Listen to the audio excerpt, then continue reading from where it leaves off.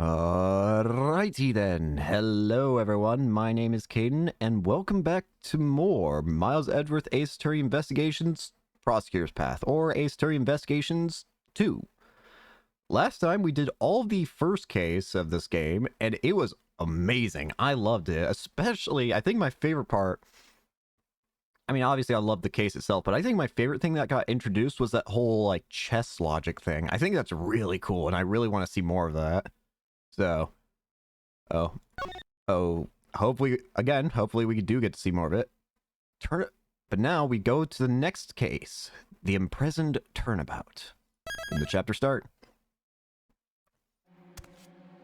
Episode 2, the imprisoned turnabout. Sounds like we're gonna be in a jail. A bell. Oh dear. A murder in a prison? This is gonna be interesting, isn't it? Oh boy. Blood! Blood! Wait! What? Huh? What? What do you mean? What? That was the culprit of the first case. He was the guy that was the murderer in the last case. There was a dog. That guy was the murderer. Doggy. That guy was the murderer of the first case. How is he the victim? Okay, we're already off to a very fascinating start. All right. Well, we're just jumping right into the interestingness, aren't we? March 27th, 10:16 a.m., Detention Center Visitors Room. Well. He's not coming. He's not coming, sir. How long does he intend to keep us waiting? Now, Mr. Edgeworth. There's no need to get your cravat in a twist. My cravat is not twisted. Ethan Rook's murder. 2 days after the incident, we visited the detention center. Naturally, we were hoping to meet with the defendant, Horace Knightley. His trial was set to begin the next day, with me serving as the prosecutor. Still, he is rather late. You there, do you know what's going on? It certainly is strange. I'll try calling him one more time. It's terrible! It's Knightley! He's been murdered! What? What did you say? Murdered? Inside the detention center? Yeah, that's especially bad. Mr. Edgeworth, let's go check it out. You there, take us to the crime scene. Post haste. Yes, sir. Hurry! Run! What's back there? Knightley's not in his cell. I thought he was being held there. What are you doing, sir? This way! Okay. Sorry. What the? Where are you taking us, pal? Through this door is... It's the prison. Then what were those back there? Prison? Then what were those small rooms back there? Yeah, that's what I'm asking. Those cells we just passed are part of the detention center. They're used for holding suspects temporarily while they await their trial. What lies ahead is a facility that serves a completely different purpose. This is where criminals who have been declared guilty serve out their sentence, pal. It's the one place a great thief does not want to end up, okay? I'm opening the door now. Please follow me. So he's killed in the prison itself. Run, run, run! Yep, he's dead. How the hell? There's no mistaking it. Knightley's dead. Well, let's take a look at what we've got visible right now. There are 4 things to note, I feel. Number 1, there seems to be a strange cloth covering his right leg. I don't know what that's all about. Oddity number 2. There's a... it looks like half a chessboard or something? Horace Knightley did say he liked chess, so maybe it is like a chessboard or something. Like a mini chessboard. Oddity number 3, there's glove with dirt on it, I would assume. And oddity number 4 is, of course, the blood. The blood stain on his neck, which doesn't make sense. How did he die by an injury to his neck? His neck's covered by metal. Moreover, he was murdered inside the prison walls. How exactly did this happen? Yeah.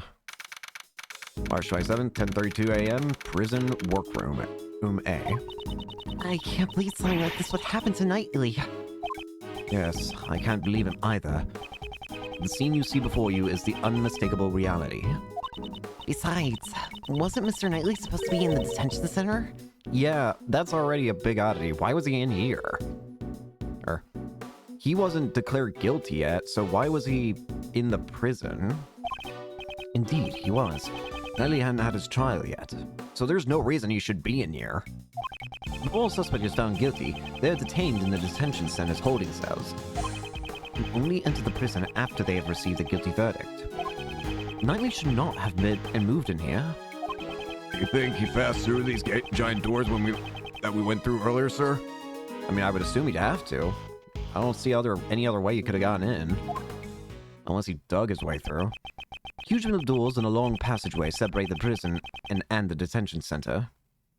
The only other spot is that blue room right there, which I don't know what that is. As a suspect, Knightley wouldn't have been able to pass through. Okay. What happened to Knightley? In order to solve this mystery, we must first investigate the crime scene. Shall we? I really like this already. We're jumping straight into the heart of it. What's up? The prison. This is what a prison is like. It's been very educational. I can't speak. You're more enthusiastic than I am at gathering information. Mr. Edgeworth, you need to work harder at gathering information. Otherwise, you'll be in trouble when the time comes. I don't think the time you're talking about will ever come. But I do need to gather more information, so... in order to complete my logic and catch the killer, that is. Look at the floor plans. I believe that even a great thief has rights. I'm pretty sure this is the same thing.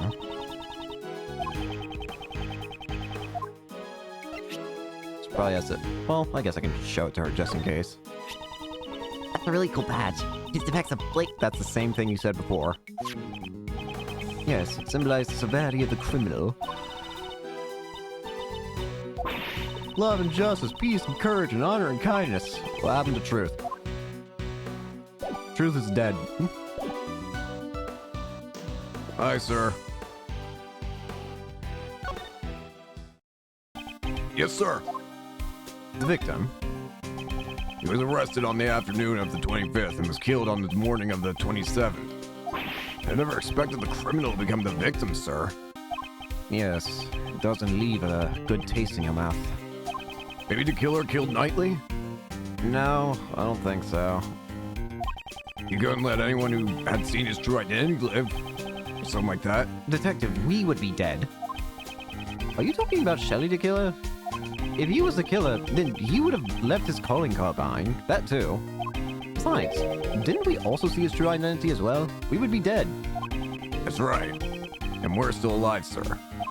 Still, to commit murder in such a place is not an easy task. How did the criminal murder Knightley? Yeah. It's nice that the prison and the detention center are connected, sir.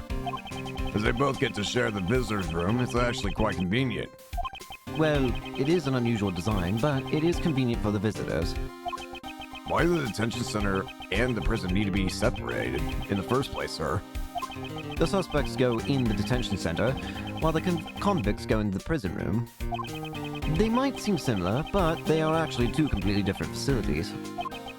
Those cramped, dark, and uncomfortable cells all seem the same to me, sir. Only if you're still having trouble understanding the differences, why don't you step inside one? I think I'll pass, sir. I feel like you're just gonna close the door on me and lock me in. Is there anything out of place? Yes, sir. If I had to say... What is it? There's a dead body over there. Yep, that's definitely out of place. If you've noticed anything else out of place, please be sure to tell me. You're useless. What's this? It's a reservation form that lists the inmates who are scheduled to use this room. There are numbers written here. Probably their prison numbers. I hate to be called a number, like T4137. Yes, that is why we are both born with a name. That is why we are born with a name. I'd rather be called Great Thief or the Terminator. What about your name? Name schmame. What's this? This section of the room is covered in dirt. Is that where the dirty glove comes from? Dirt is soft and has footprints on it, sir. There are too many footprints. It won't be easy to identify them all. Until forensics arrive, we probably shouldn't tamper with this area. Detective, please don't trip and fall in the dirt. Now be careful, sir. I don't want to get my favorite coat dirty. I'm more worried that you'll mess up the footprints. Is that a whip? Is Francisca here? I swear to God. You won't rest until you've stolen every suspicious-looking nook and cranny. You're stealing my line! You! Indeed. This is quite a large area to investigate. Press the button to button a button. I won't rest until I've inspected every suspicious-looking nook and cranny. No stealing my lines. Those are some colorful sheets. Yeah, very colorful and stands out in the room. What are they used for? They're the most eye-catching thing in this room. They don't fit in with the prison. There's a whip placed on top of the sheets. Reminds me of the whip lady. Maybe she left her whip here? I doubt she'd ever leave her whip behind. Is there anything if I check it again? Nope. There's some rope. There was a rope near the body as well. By the way, my special talent? If it's about rope escapes, there's no need for that now. Aww. Does she want to show it off that badly? Of course I do. It's a pulley. Is that used for prison labor too? It looks like it. There's something I want to ask you. Don't even think about dangling on the hook. How'd you know that that's what I want to do? Somehow, I had a feeling. Call it an intuition, if you will. There's a big old hook. It's a pulley, and it's the same thing I just read.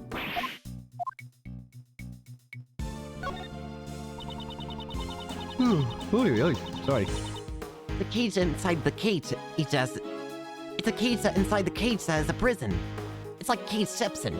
Cageception. I can't speak today. I believe the correct term is prison cell. The box. They're the same thing. You need to look more at the essence of things. Actually, it's more important to get the correct information, not the essence. Am I crazy or is that blood on the handle? Okay, I'm just crazy. Tell me something new. Can I check what this is? There's nothing of interest. I have no need for steel pipe. Sound effect. There's a wash basin over here. Are there any clues that could be useful to this case? I don't smell any signs of treasure. I'm searching for clues here, not treasure. Okay. There are a bunch of strange tools in here. I don't see anything out of place. I'm kind of picking up the scent of animals. What, are you, like, giving animals baths here? What? Do you have special smelling abilities or something? No, it's just a feeling, but I can smell the scent of treasure. Remind me to lock up all of my valuables in a safe. Come on, Mr. Edgeworth. I wouldn't steal your valuables. So you would steal someone else's valuables? I don't know if that should give me comfort or make me more stressed about your future. Listen, if you're gonna end up like a thief, just maybe be like Ronnie, I guess. Maybe. Ronnie's not the worst, I think. Maybe? Question mark? Horst Knightley. Murdered right before his trial. Why would he be murdered, though? Doesn't make sense. Let me take a closer look. Oh, I don't get to inspect every suspicious nook and cranny? What a bunch of bull. He's covered with a dirty sheet. There's a rope on top of the sheet. Was Knightley tied up with this rope? Strange. Rope. Lamp oil. Rope. Bombs? Bombs? Let's take a look under the sheet. We might be able to find something. Yikes. This sheet is bright red. Whoa. Yeah, that's a lot of blood. Lot of blood. These appear to be bloodstains. That's a lot of blood. Ugh. We still might be able to find something. Let's search this area a little more. What is this? Is this a chessboard? Huh? What's this? Mr. Edwards has something similar in his office. So it is a chessboard. It's a foldable chessboard. Okay, Oh, it's folded. Duh. It was probably the victims. I didn't know if they had like. Do you guys? I didn't know if there's like. Are there like mini chessboards that you can like play like mini chess on? Like maybe do like 3 main pieces of your choosing. I don't know. Mr. Knightley enjoyed chess, right? He was probably using it as a pastime in the detention center. You're allowed to play chess in the tent. Well, I guess that's fair. A folding chessboard. Pieces are stored inside, thought to have belonged to the victim. This is a rubber glove. Yes, there's no mistake. It's a rubber glove. How come there's only one? That's a good question, actually. Let me take a closer look. So it's covered in... Actually, is that mud? It looks a little dark. It's covered in mud, up to the wrist. I guess mud can be that dark. Maybe someone was playing with mud in the prison? I want to get on the action too. Do it on your own time, when we're not investigating a case. Please. I wonder, is that there... Oh! Wait, what does that say? Right. It says for inmate use. That must mean... Prisoner used this glove? Yes, that's what I was thinking. But I also now just noticed there's a lot of blood. The fingers of the glove are covered in blood. This glove was dropped after the pool of blood formed. Why is that? If it was on the floor before the pool of blood had formed, the blood would have formed an outline around the glove. Yeah, but there's no glove, like, outlined in the blood. I see. The blood would have only gone on the edges of the glove. This glove was discarded after it was covered in blood. That must mean the killer left it behind. Indeed, it's highly probable. At the very least, the person who dropped this saw the body. Yeah. You there. What is it, sir? Do you recognize this glove? Yes, sir. The inmates use these for prison labor. That's odd.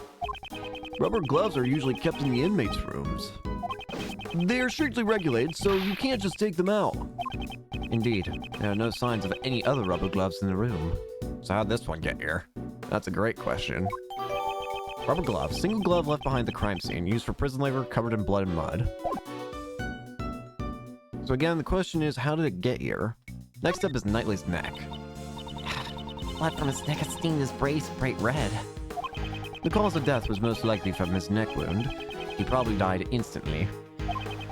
He couldn't even cry out in pain. There's small bumps on his head. Are these bruises? Maybe he was stabbed in the neck. Maybe after he was stabbed in the neck, he fell back and hit his head. I wonder. At this point in time, there are too many unknowns. Okay, do you have a digital camera with you? I'd like the detective to take a photo of the body. Would you let him borrow it? Sure thing. Here, Gubby. Thanks, pal. All right, I'm taking a picture, sir. Thank you. Still, he's wearing some awfully dirty clothes. There appears to be dirt stains in several places. Covered in dirt, small bruises on his head. He's wearing those clothes even though they're dirty. He's just like me, sir. Detective, I hope you realize that not everyone shares your lack of hygiene. I think it's time to put up some logic. First of all, these are one and the same.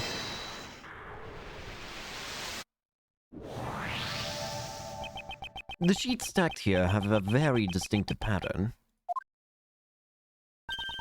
It's the same as the bloodstained sheet. That's right. Okay, don't steal my lines like that. Mr. Edgeworth, you shouldn't get caught off guard like that. I'll never lose my edge as the great thief. I thought she was on hiatus. Very colorful.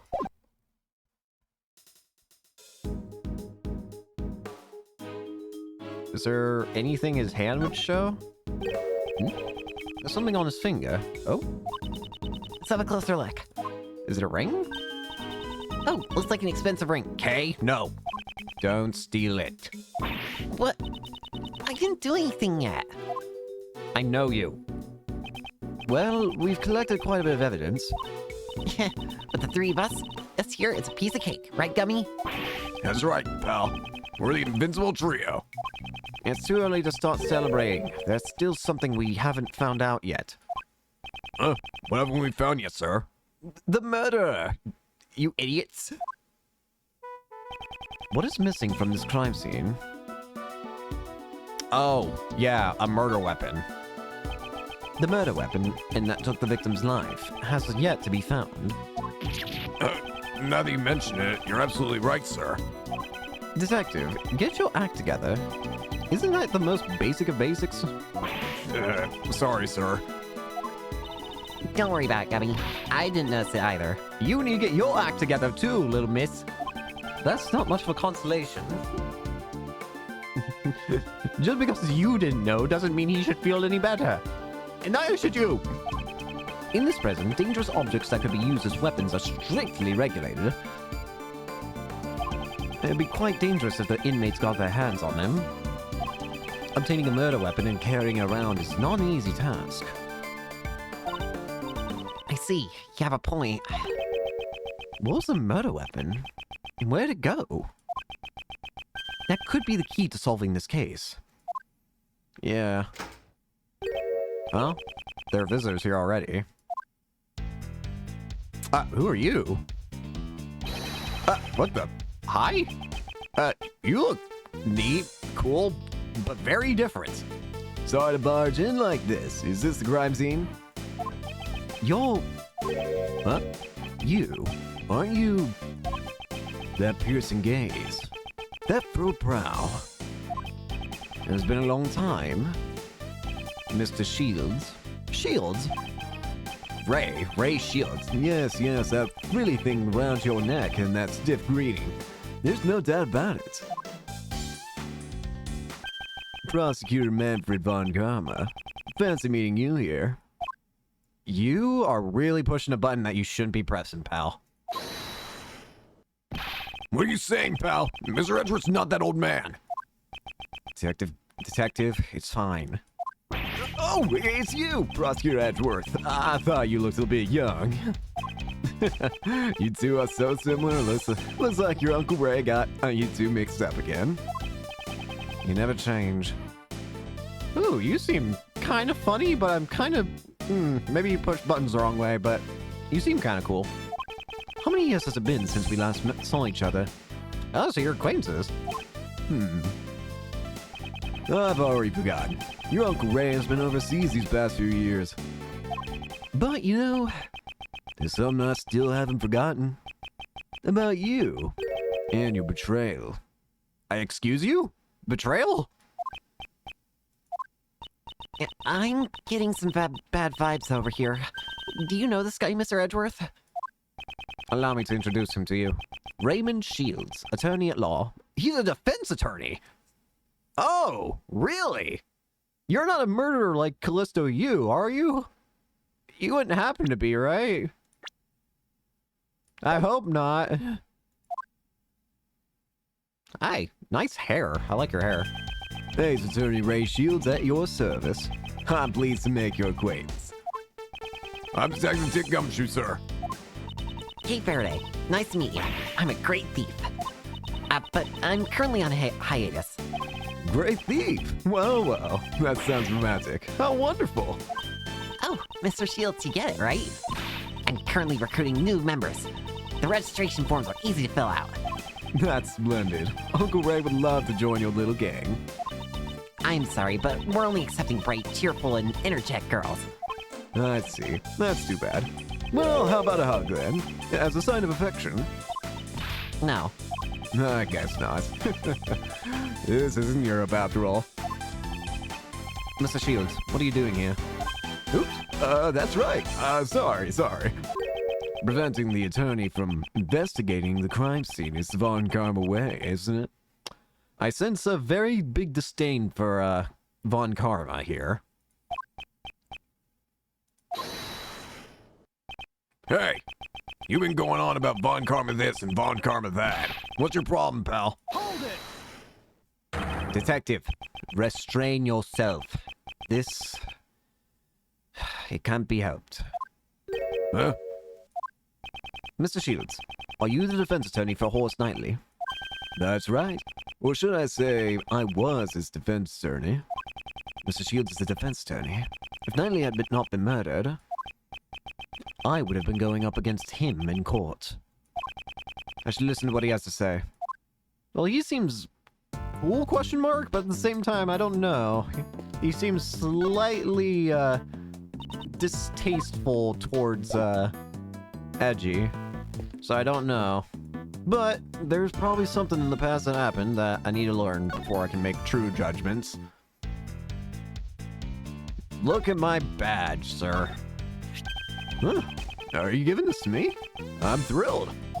A prosecutor's badge might make me more popular than my attorney's badge. Thanks for the present. No, I never said a word about giving it to you. That was just a joke. Uncle Ray has his own badge. Oh, it's the same one. We actually get to see this one in this style. Your attorney's badge. You don't wear it on your clothes. In the winter, I wear it on my favorite coat. Your Uncle Ray only wears it on his victory clothes. What kind of victory is he talking about? I've never won a case, so I don't ever wear this thing. This, huh? This evidence holds the so-called key to the case, right? It's possible. Yep, then hold on to it closely. Hurry, put it away. He doesn't think much about this. I like your theme. All the music in this game's been pretty good so far, I gotta say. If there's anything he's gonna talk about, Nightly boys seem to enjoy playing chess. yes, had we met under different circumstances, I would have liked a chance to play against him. I see. Your Uncle Ray's not so great with these mental games. You must be joking. I've never been able to beat you once in a chess game. Well, that was in the past. Against the famous prodigy prosecutor that you are now, I wouldn't stand a chance. Let's just leave it at that. He's never been one to easily show his hand. Seems like he's a smart guy, but I get the impression he's really smart and knows a lot more than he lets on, but he always plays the, I'm just a silly little goober guy card. That's the impression I'm getting from him right now. He just always plays the silly guy, but in reality, he knows a lot more than he ever shows. Probably to just catch people off guard and get them to fumble their words or whatever. Since you received the request to represent the victim, that must mean... Yes, your Uncle Ray was supposed to meet with Nightly Boy. As was I. I'd planned to meet with him, but then we heard the report of the dead body. I even brought him a California roll. The sushi? Mr. Shields, you can't bring food into the detention center. Well, I better gobble this thing down real quick then. That's all right. Well then, would you like it? No, thanks. Still, to think that Prosecutor Edgeworth actually meets with the defendants. All defendants are guilty. Wasn't that the Von Karma way? That is a thing of the past. Is that right? So, you sure you don't want it? I told you I don't want it. Did you meet with Knightley? We met yesterday. They called me over as soon as Nightly Boy was arrested. He was being quite hostile. Oh, yeah, he mentioned you. He talked about how you interfered with his plans. He probably said some nasty things about me. Even if he hates me, I'm fine with it. Man, the two of us had a great time talking about you. Mr. Shields, you also talked about me? I frequent the visitors' room here often. It's been quite a while since I had such a good time. So you're a regular at this prison. And now, don't get the wrong idea. I'm not here as an inmate. I'm here to visit an old acquaintance of mine. We usually meet in the visitors' room, but I've also been in here before. Then I should ask him about this room. Yeah. Shields!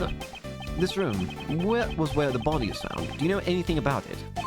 Ah, this room, huh? Here's a pop quiz for our project prosecutor. Which of these three is the name of this room? The entertainment? The entertainment room? Wow, Prosecutor Edwards sees this place as an entertainment room. And why not? There are plenty of toys here.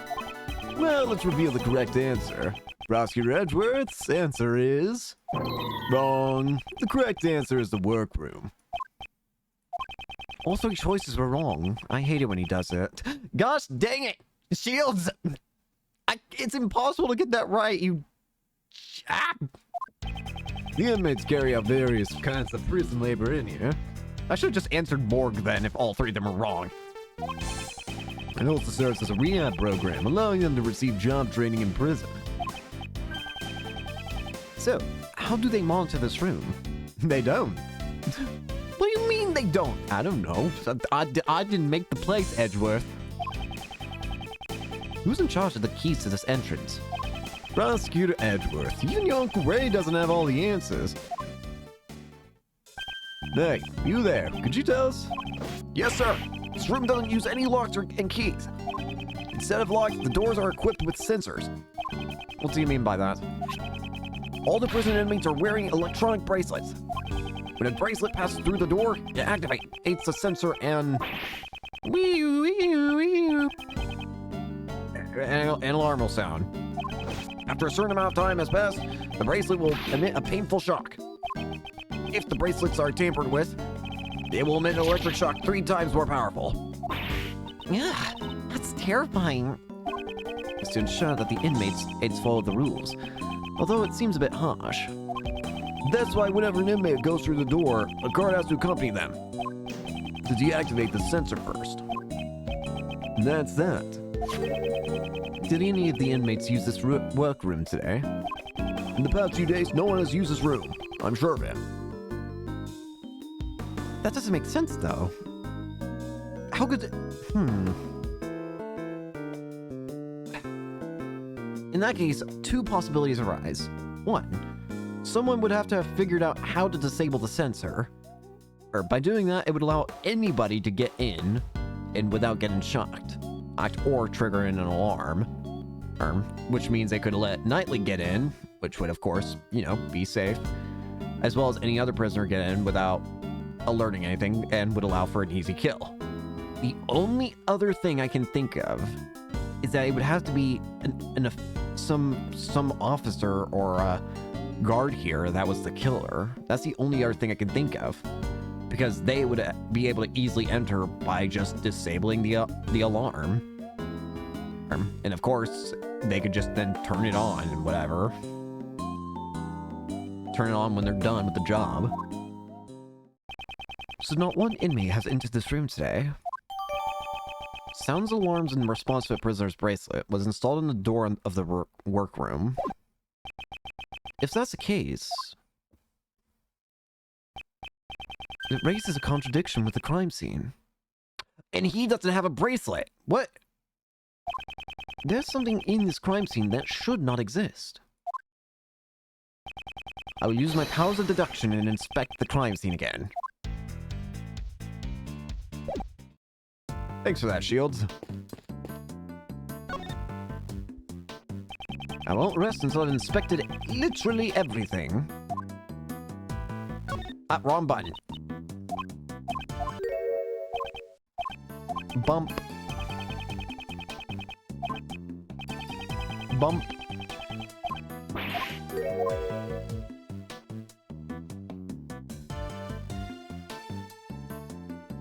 Here.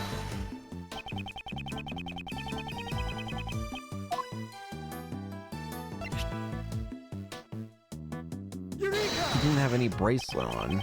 Oh, never mind. He... Magic bracelet! Zap me!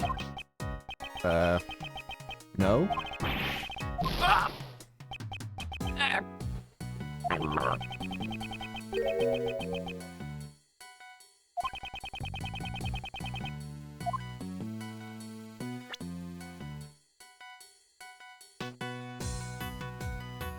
Something in this room that should not exist?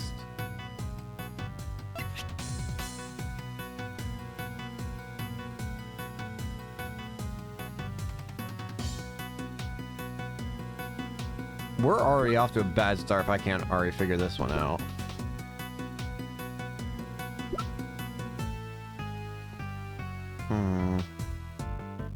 Covered in blood and mud.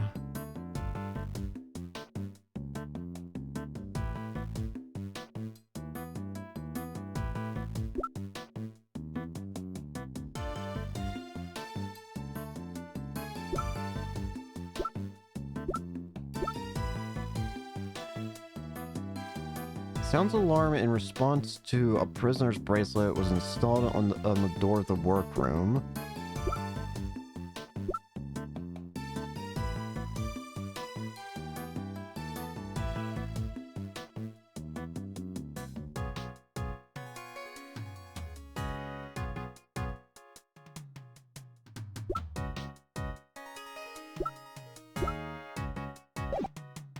And what? Oh dear. We're already off to a bad start. Oh no.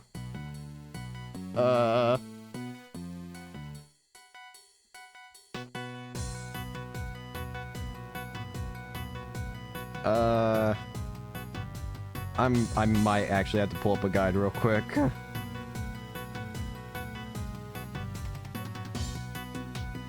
Just to at least give me something to work with here.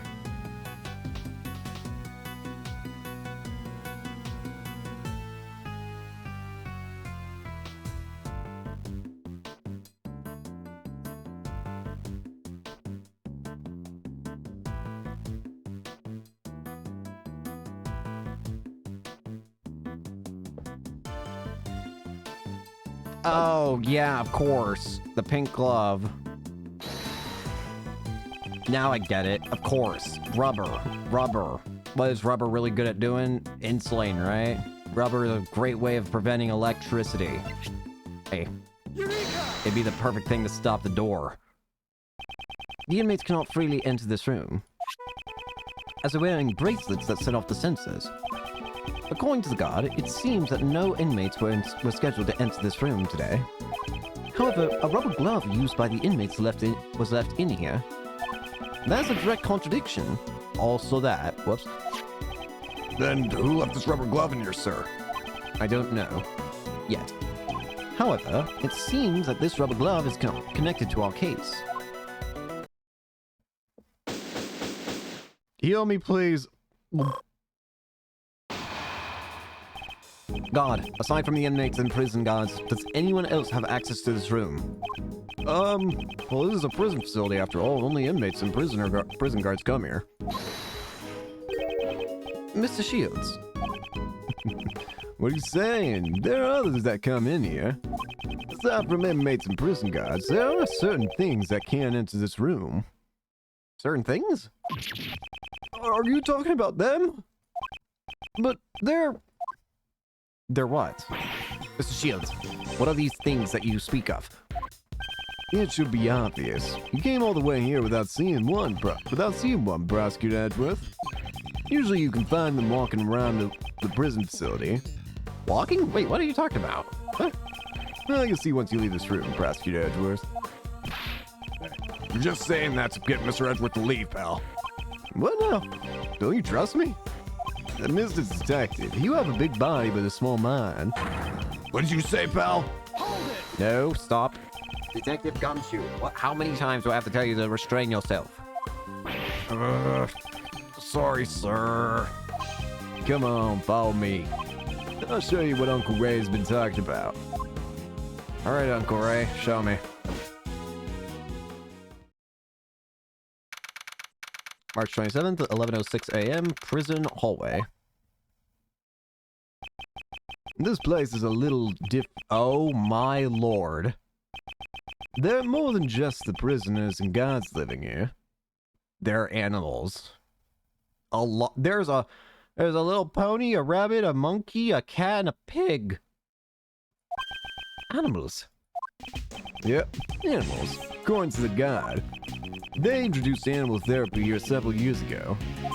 Each prisoner is assigned one animal. In other words, they receive a pet partner. Huh. That seems kind of fun. Yeah, that's surprisingly ethical, I feel. Plus, learning to take care of their pet is a great qualification to have. So you mean that workroom? That's what it was. It's like a pet it's like a place where you can take care of your pet. Duh. Yeah. Yep, that's where the prisoners practice taking care of their pets. Yep. So then, that thing you mentioned, that could enter the crime scene as animals. So you think an animal could have just brought a glove in there and just left it there on accident? Right. These animals.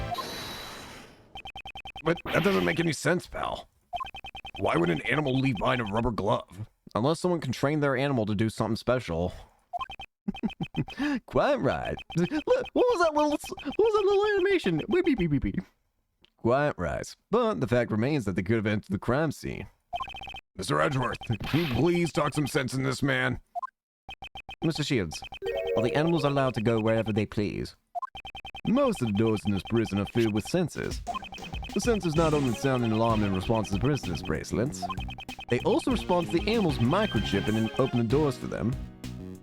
Interesting, so the animals basically get free reign of the place. Microchip? It's like a tiny machine embedded under the animal's skin. All it takes is a simple injection, and the microchip is inserted. What? That sounds painful. I mean, it's just like getting a shot. However, it's not that painful. But anyway, since the animals aren't criminals, they're allowed to move around freely. How ironic. The ones with the most freedom in this prison are the animals. Yeah, that's kind of funny. So animals can move about freely, but prisoners can't. So an animal could have gone in there, but could an animal have just brought a glove in there on accident, or was there a reason for that glove being there? But still, they can't go out of the prison. The prison's entrance does not have a sensor. Oh? What? Bell. There was a bell at the beginning cutscene. What does bell signify? What's that? Is that a bell? What's that? Ooh, that's a big dog. That's an angry doggy. Oh god, the dog has a sprite! What do you mean? What do you mean the dog has a sprite? What's this dog? It has a bell in its collar. Was this the sound of that we heard earlier? Oh god! Oh god! Oh god! No! No! Ow! Mr. Edgeworth, why are you glaring at each other? I mustn't lose! I must beat the dog in a staring contest. My glare is the only one available here. Mr. Edgeworth, you're not good with dogs, are you, sir? I'll tame that dog myself. Here, boy. Here, boy.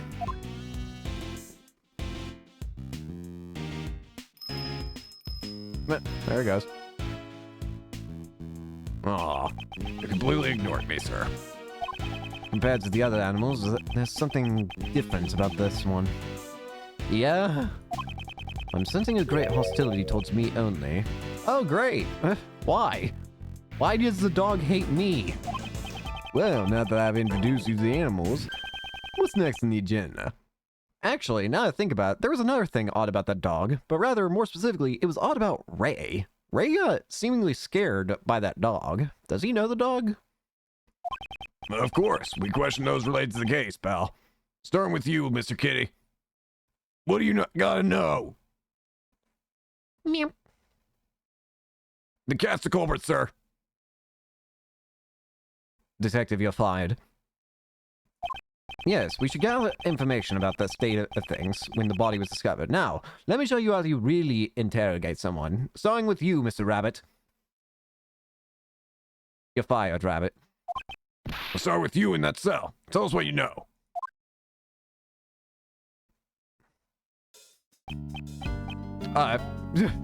That's not terrifying at all.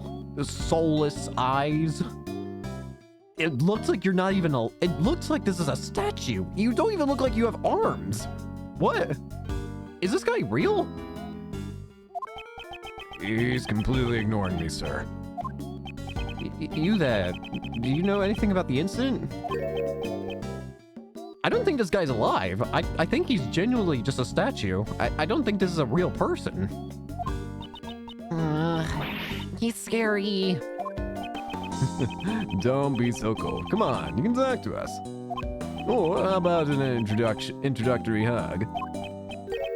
It's time. Time for what? What was that? Sorry, was Uncle Ray's joke a little too much? Whoa, he's what? What? What? Exercise time. Oh, okay, so he's a boxer. Also, what is that? A baby polar bear? I don't know, like, that's the only thing I can think of what that is. But also, may I ask why that you were genuinely can I ask why you genuinely were a statue for a second? You didn't even have eyes, but you suddenly grown eyes. But now you're very animated, I can tell. This man is clearly odd. This man is insane. Or maybe I'm insane and I've just lost it. I need to get some answers from him. Your name is? Me? I'm prison number D259. Jailbird. Gotta raise my metabolism. Can't let my muscles rest. Muscles aside, it looks like you've lost a lot of weight. Half of the match is won even before that has begun. Yeah, gotta make the weight limit. Are you entering some kind of tournament? Perhaps as a boxer. Yeah, I'm a former boxer, but exercise is just a hobby of mine. Well then, it sure looks like the bear's hobbies too. He's hanging on like an apron. So cute. This is Rocky the polar bear. He's my partner. Aw, he's a little baby. I hope you're not the killer now, because I don't want anything bad to happen to Rocky, and you seem to care about him. He's loosened his tongue. Maybe we can try asking him now. Where were you and Rocky at the time of the incident? I don't know anything. I got nothing to say to you. Well, that turned sour real quick. That's for me to decide. Now, answer the question. And I just tell you, I know nothing. Has no intention of talking. In that case, you've got no choice but to use that. Yes, if he insists he has nothing to do with this, we'll just have to prove that there's a connection. Mr. Elbert, by all means, you will tell us what you know. Logic chess? It always turns to this angle when it's logic chess time. Yeah! Now, let's analyze the situation. So what kind of strategy does this man use? Two pieces. A fighting stance. It seems that he's become agitated. In these circumstances, a direct confrontation would be pointless. Okay. My opponent becomes agitated, I should calmly wait and see. Okay, when he's getting angry, wait for him. When I see an opening, I will not hold back. Now, let's question him about his knowledge of the incident. So play defensively until you see an opening and him where it hurts. To start with, I'll ask about his movements today. I'll have to tie him out before the sound of the bell. Logic chess, begin! What did you do today? Can you tell me what you have done today? Answer me! Huh? If you want to fight with me, get into your fighting stance. No, I'm not showing you my straight right. What? Are you throwing in the towel already? This is not a fist fight. Welcome to the war that is chess. By the way, hasn't all that moving around tired you out? Don't underestimate my stamina. You want to test me? With that body of yours? No, I am not here to test. I'm here to wait. I ain't tired at all. Well, first off, I held back in my training today. I just stayed quietly in my cell. Quietly? Then what's with all that sweat? Buzz off. That's all I've got to say. I'm getting a little tired. Didn't you stay quietly in your cell, though? You're a well-trained boxer. However, you need more practice in the art of lying. Getting a little tired. That's not possible. You said that you stayed quietly in your cell just a moment ago. There goes one of your defenses. Rocky, looks like this is going to be a tough opponent. Uh-oh. Oh dear. This man looks like he's still hiding something. Next, I'll ask him about the time of the incident. Healed up. I do not need to use fists. My words alone are enough for a KO. Did you notice anything? When the incident occurred, did you notice anything unusual about the prison? Huh?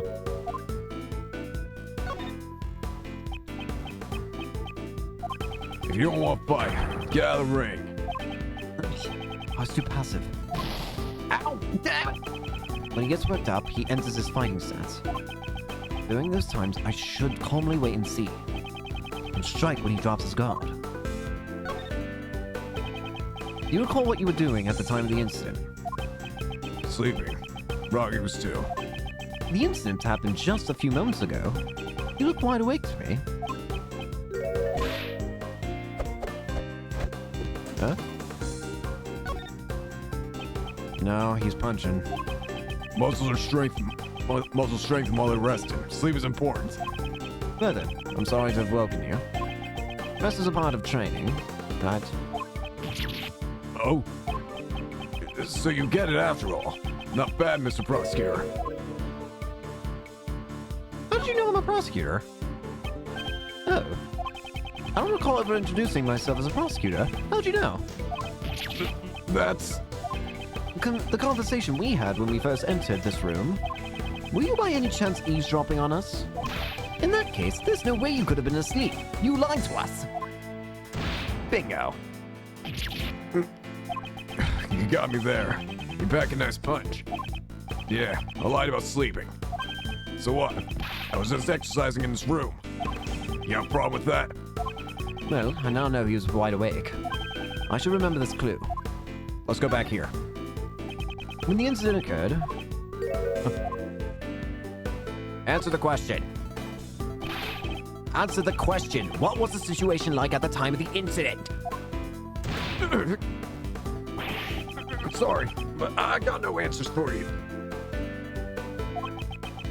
I was asleep then. Rocky was too. Let's try using that clue. There we go. Weren't you exercising, though? Stop telling such an obvious lie. Didn't you admit it earlier? You were exercising. Looks like I just ate a counter. Your back's against the ropes and there's no way out. Just confess already.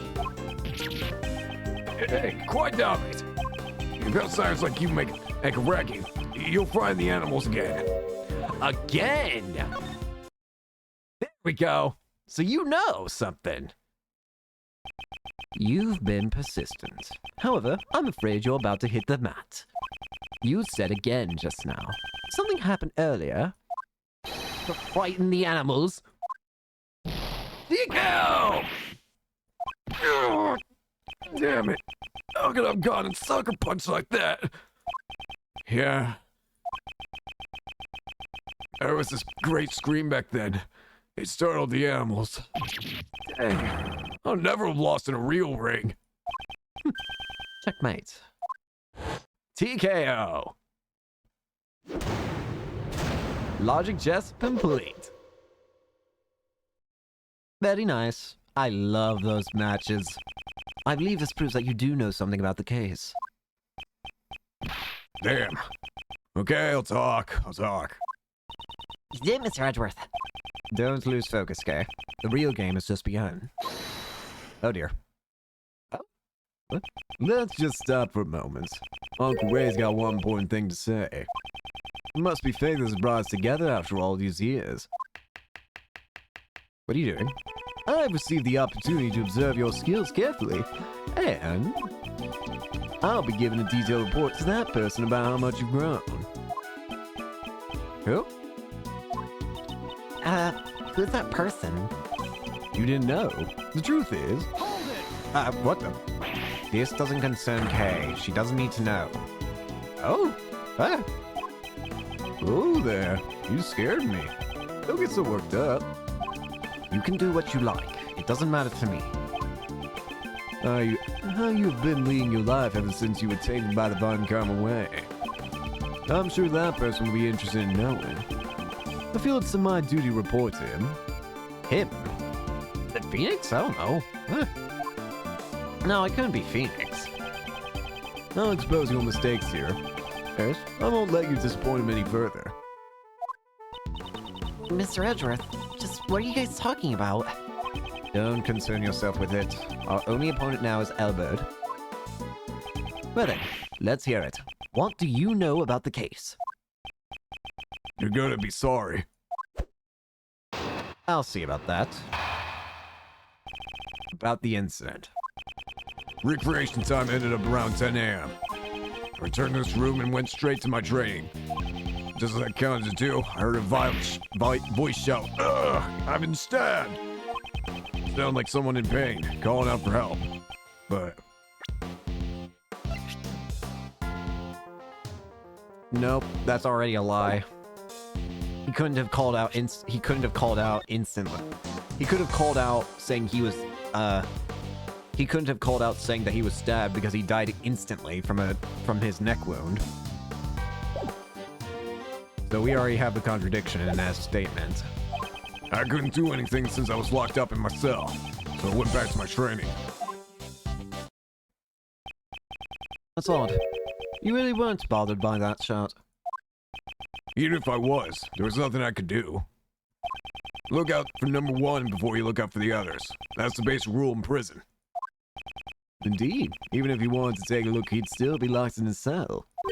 Is all that training equipment yours? You seem to have quite a collection. I get them from the supplier. Supplier? Supplier? Is there like...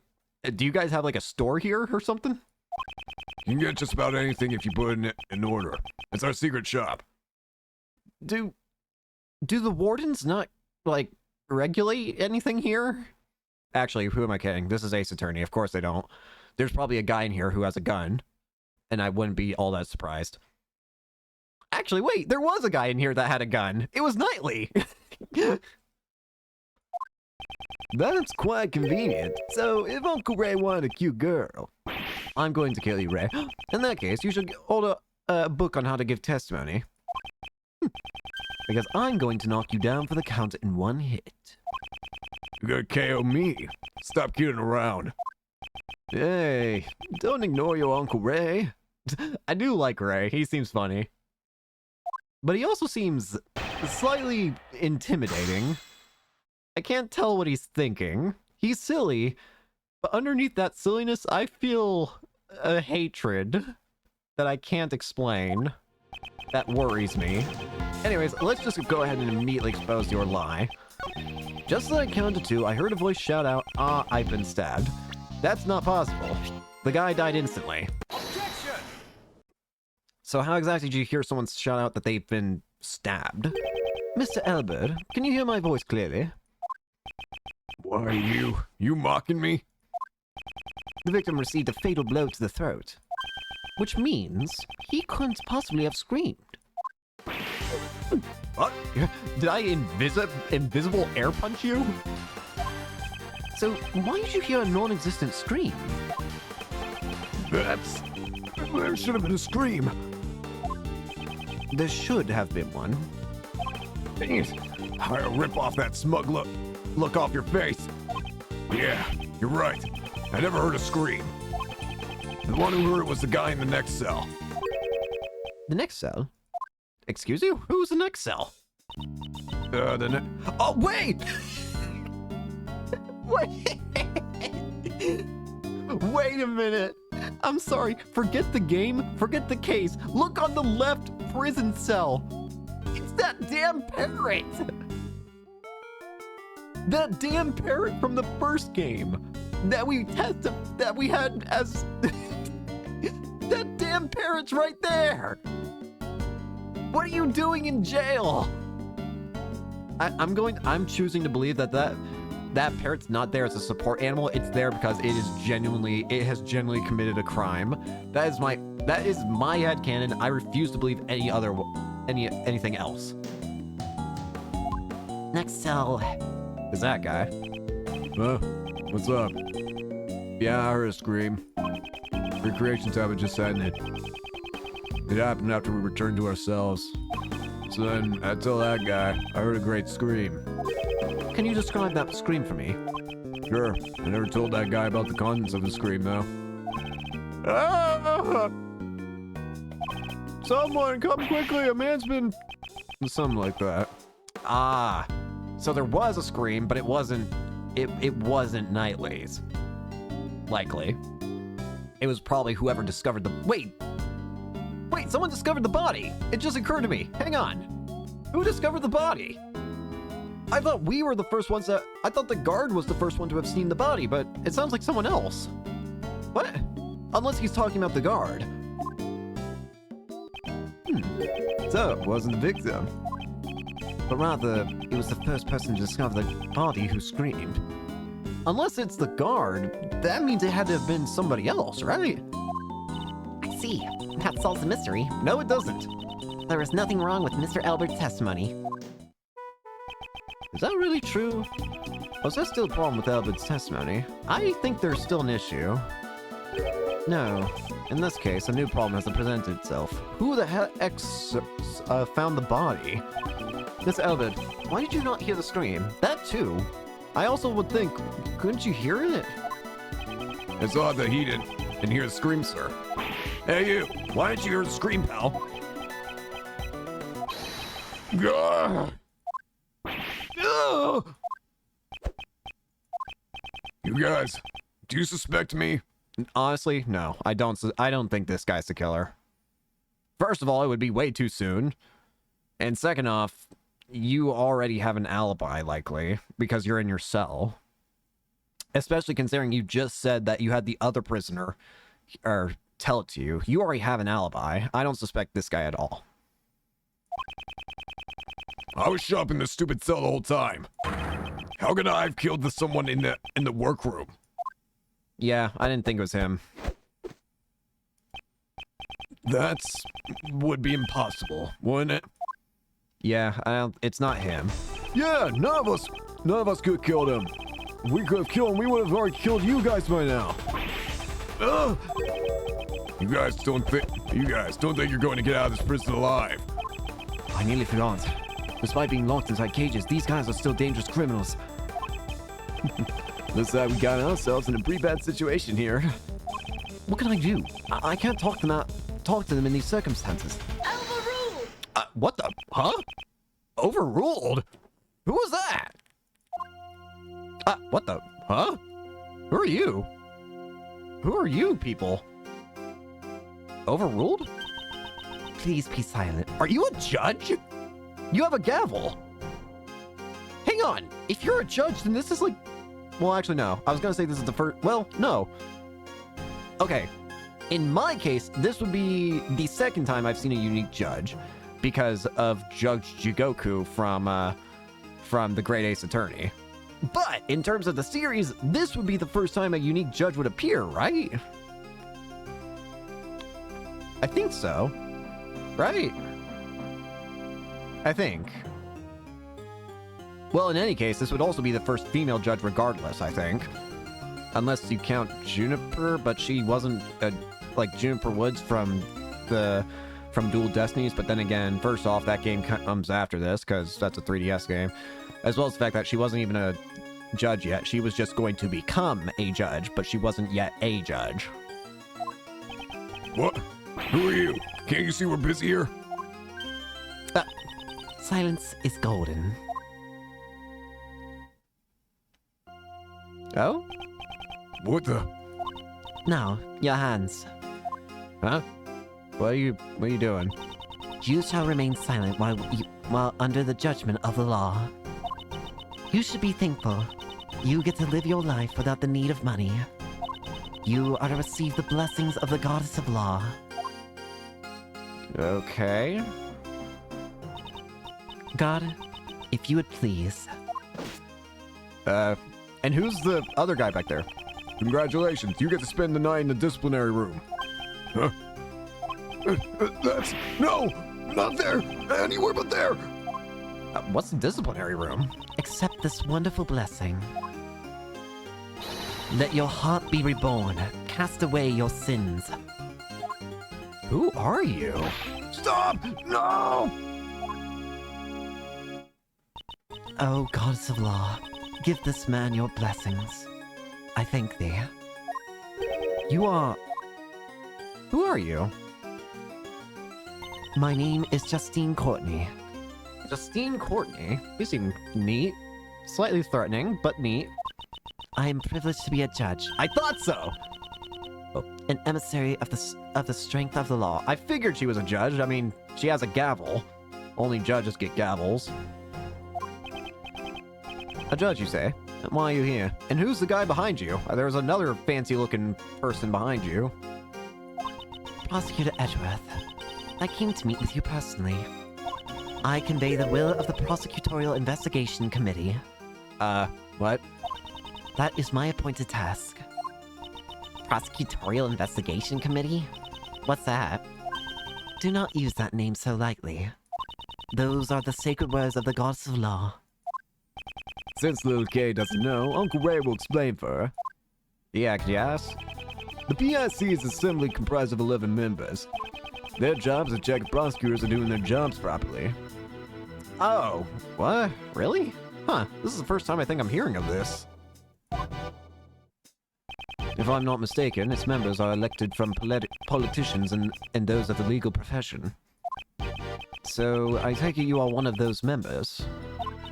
Indeed. I am thankful they judged me worthy of such a task. I too am thankful that I was able to meet you here. How about a hug of a thankfulness? Nope, never mind. The Prosecutorial Investigation Committee also shares deep ties with the Bar Association. Oh, so you're screwed, if you're not careful. Hey, I was just kidding. No need to make such a scary face. So your job is to find bad prosecutors and punish them? It sounds like it. Well said. May you be blessed by the goddess of law. Our job is to remove problematic prosecutors from their cases. So please tell me you're not going to punish me. I haven't done anything bad. And so those people not fit to be prosecutors will be stripped of their prosecutor's badge. What business does this whatchamacallit committee have with Mr. Edgeworth, pal? We're in the middle of an investigation here. Ah, what the? Huh? Oh, is that his problem? Who are you? Why do you have a stick? Wow, you're thick. Seriously, how thick-headed can you be? Oh god, it's a kid. Who are you? Why do you have a question mark for hair? And just who do you think you are, pal? Me? I'm a prosecutor. Sebastian de Best is my name. The best, nice. The best prosecutor. No, Sebastian. Okay. Haven't you heard of me? At the prosecutor's office, everyone calls me the best. I'm so beloved there. I've never heard of you. I was about to say, I've never heard of you, buddy. Hey, you, Mr. Flatfoot. You've heard of me, right? This is the first time, pal. Oh, well, it can't be helped. There's no way someone who's so thick on the intake could have good ears. Oh, wait! It just now occurs to me what you're using that stick for. You're a conductor. Huh.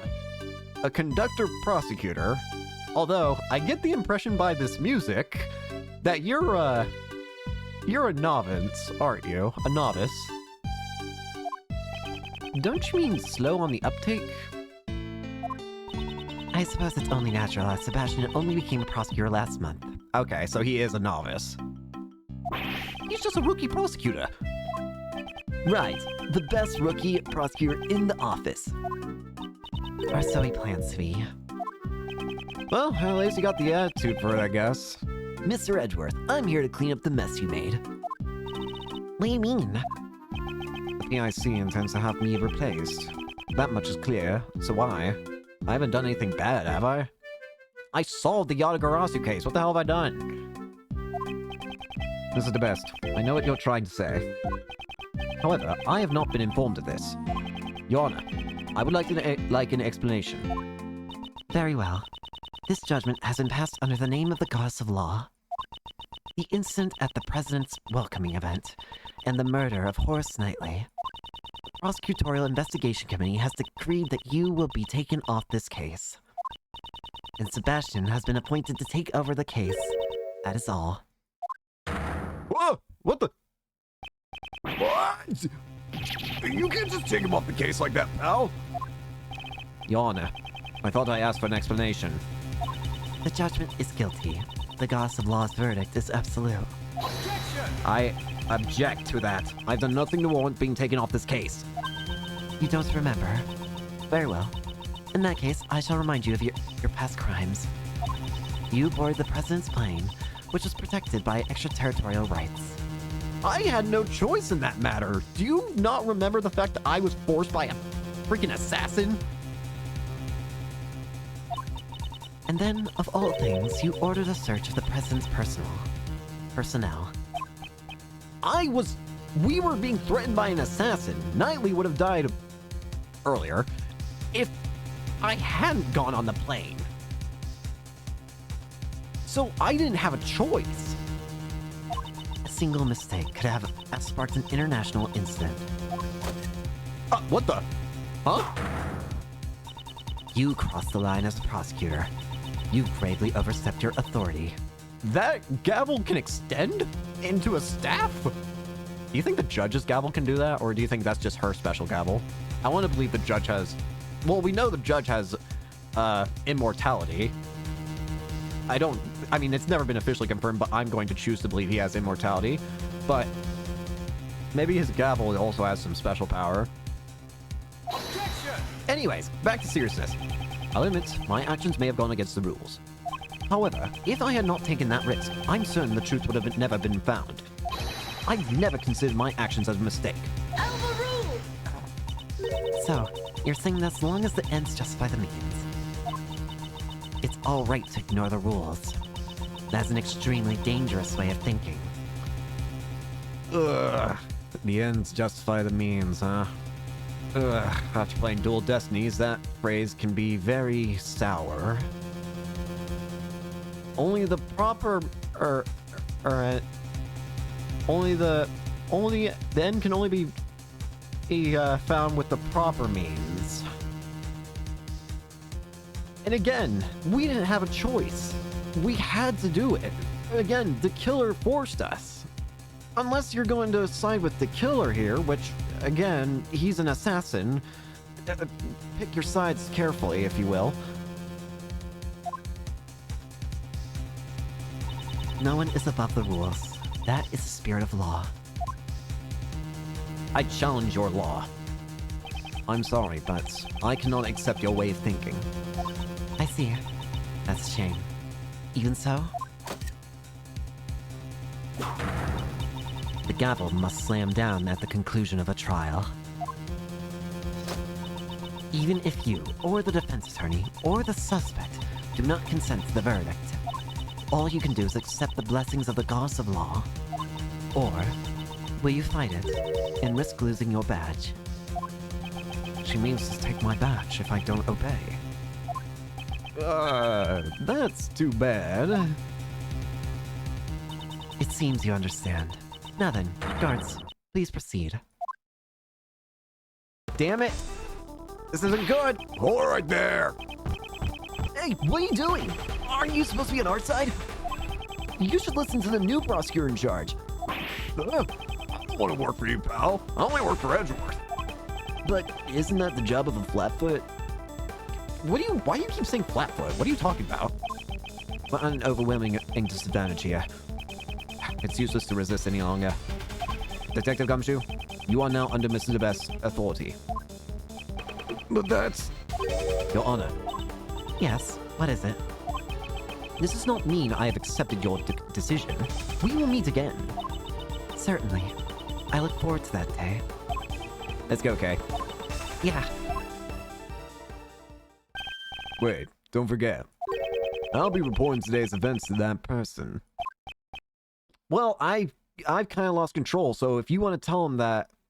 So you better not be, like, hiding any details about the fact that I didn't have any choice here. So you better put that in the report. Whatever. Just me and you, Kay. Well, this is already fascinating. Not only do we have the culprit of the last case being the murder of the victim of this case, but now we've got a new prosecutor and a new prosecutor. We have a whole new set here. We've got a new prosecutor, a new defense attorney, and a new judge of all things. Also, we're back at my office. Nice. March 28th, 9:45 a.m. High Prosecutor's Office, room 1202. Is this the first time we're seeing this office in this game? I mean, obviously we saw it in the first game. I mean, in the first investigations game. But have we seen it in this game yet? I don't think we have. Sir Edgeworth, just what happened yesterday? Damn, it's been a day? Those two people, their attitude was just unforgivable. Yeah. Mr. Edgeworth, I'm here to clean up the mess you made. The Prosecutorial Investigation Committee has decreed that you will be taken off this case. And Sebastian has been appointed to take over the case. That is all. Judge Courtney and Mr. DeBest. They were certainly ruthless, yeah. They're gonna be tough ones. Well, more specifically, I think Courtney's gonna be the tough one to deal with. I'm not so sure about DeBest. He seems, goofy, to say the least. What I'm more concerned about is... just what is the PIC thinking? Yeah, why were we taken off? They should also know about Shelley's involvement, and how we genuinely couldn't do any other... we had no other choice. If we didn't do what Shelley asked, Horace Knightley would be dead earlier than what he currently is dead at. He would have died before we even boarded the plane if we didn't obey him. So, knowing that, is this really the right decision? I'm worried about what they will do from here on. I have a bad feeling about this. You think there's, like, corruption up top? Hey, Mr. Edgeworth, are you listening to me? Yes, I'm listening. You're not going to give up on this case, are you? No, I don't plan on backing down now. Not with the current situation as it is. If I were to silently stand by, that would only validate their claims. But I no longer have investigation rights. What should I do?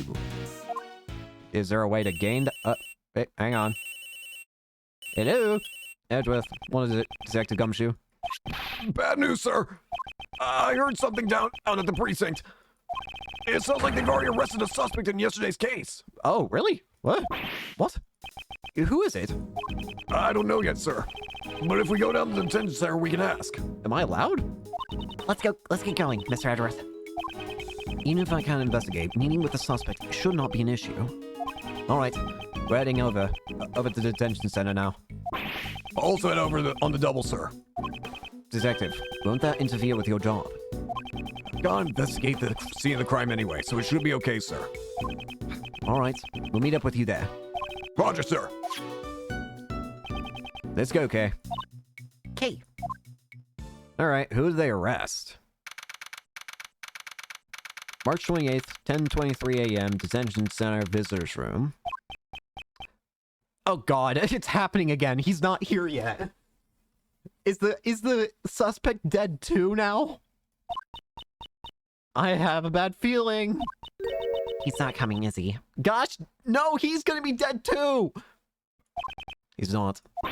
It's happening all over again. Don't joke about that. It's not a joke, Mr. Edgeworth. No way, I mean it. It's not happening. Wait, what? Huh? Yes, it's happening, all right. There's just someone here to talk to you. Who? That sounds like a pretty screechy voice, huh? Who? What the? No, wait, no, wait, no, wait, no, wait. Don't be so stubborn. Huh? Who's this? But aren't prosecutors like crazy scary or something? Who are you? Why are you covering your mouth? Always giving you a death glare. Pardon me, but would you happen to be the suspects? I knew it! Kay, why does this man seem so distraught? Well, because you're, you. That doesn't help me at all. Hello, Mr. Suspect. Would you mind talking to us for a little bit? Who are you? I'm Mr. Edward's assistant, Kay Faraday. Well, it's just a part-time job. I'm just taking a vacation from my real job. I don't remember hiring you, but whatever. This is Mr. Edgeworth. He's a prosecutor, but he's not as scary as he looks, so it's okay. How rude. Really? Well, you look cool. Or, you look silly. Who are you? Really? Really? Really? I don't know how to be nice. I'm sorry. Anyway, can you tell us your name, Mr. Suspect? Yeah, I'm Simon Keys. Simon Keys? Nice to meet you, Simon. You can just call me Kay. Kay? I'm Miles Edgeworth, a prosecutor. I'd appreciate a word with you. Please, it's for your own good, Simon. Really? Finally, it looks like we'll be able to get something out of him, thanks to Kay. Look at my badge. No way! It's really impossible. There's no way I could be a prosecutor. Even if you give that to me. That was never my intention. I was just showing my badge. So, are you going to arrest me? Am I going to trial? No objections, Your Honor. There's an objection. Please calm down. You're not screwed yet. And if you cooperate with me, you won't be screwed at all. So please. Even if you show me stuff like that, it's too technical for me. I don't get it at all. I guess you don't have any new information about it. Sorry. Am I going to be arrested? If I start spouting some random nonsense now, will I be able to plead insanity later? Debatable. If you want to be guilty of perjury, go right ahead. That was a leading question. I knew it. I'm gonna be arrested. Good grief, he's not listening to me at all. Do you know the guy who died? Mr. Keys, I would like you to take a look at this. I see nothing. I hear nothing. Do you speak nothing? Once he calms down, I'll try showing it to him again. Do you speak no evil? I know what you're trying to say there. I see nothing, I see no evil, I hear no evil, and I speak no evil. I can see what you're trying to say.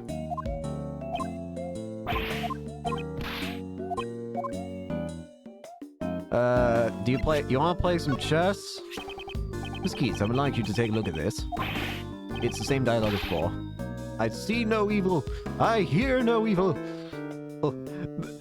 The only reason I have it on that kind of thing on my mind is because I've been watching this video about like an ARG that happened to have like a part with like see no evil, hear no evil, and speak no evil, and it happened to cross my mind that it's been fresh in my mind because I just like watched it like a few days ago. Kind of funny that how things can just end up like certain things can end up appearing in random places again. Anyways, Simon Keys, who are you? First, I'd like you to tell me a little about yourself. No way! Not that! I couldn't do that! Impossible! I'm not worthy! There's nothing interesting about me! Your occupation? No way, not that. It's no big deal, honest. Yeah, I'm just a regular employee. Employee of what? Good grief. Do you know Horace Knightley? About the victim, Knightley. Oh, wait. Huh? I don't think he's going to talk to me about this. Okay. Simon, do you know Mr. Knightley from somewhere? Knightley? Yeah, I did. Oh, were you a friend? He was a friend. Oh, okay. So you do have a connection to the victim. A friend. So did you know that Knightley was arrested? Did you know that Mr. Knightley was arrested? Yeah, I came here to meet him. So he visited the detention center too. When was that? When did you visit him here? It was 2 days ago, in the afternoon. I like how I like the I get the idea. I get the feeling that the blue lines are just Edgeworth whispering to Kay, like, say this to him, please. I received a call from the police, so I came over right away. From the police. Why'd you get a call from the police? It was a request from Knightley. He had a message for me. Message? Yeah, he wanted me to bring him his pocket-sized chessboard. Oh. Oh, so you're the reason he had that. This thing here. Interesting. Okay. Are they gonna tell me? Wait, hang on. Are they gonna try and go with the idea that there was something inside of it, like a knife or a gun?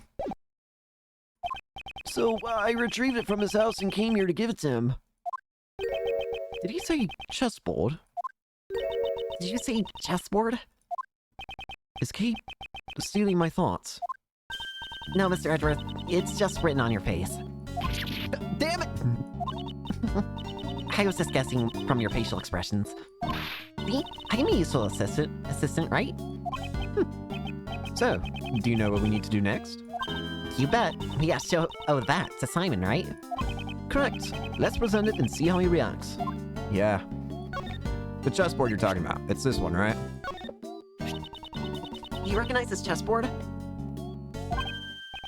That's Knightley's. Just as I thought. Yeah, it's Knightley's. So Simon brought this to him from his house. This was found near Mr. Knightley's corpse. He always carried a chessboard with him. It's just like him to have one until his last breath. Sounds like you two are really close, Simon. Yeah, we were best friends. At least, I thought we were. Yeah, unless you didn't know your friend was plotting a murder. But maybe I was wrong. Huh? Because I never imagined he would murder someone. Having someone close to you turn out to be a murder. Reality can be so cruel. It's not something most people can easily accept. And I never imagined we would part ways like this. Mr. Edgeworth, something's definitely strange here. Yeah, There's no way Simon could have killed Mr. Knightley. yeah, I agree. Indeed. I certainly can't see a motive at all. Yeah, why would someone who cares about his friend kill him? However, the fact remains that he was the one who was arrested on that charge. They have to have something decisive on him then, right?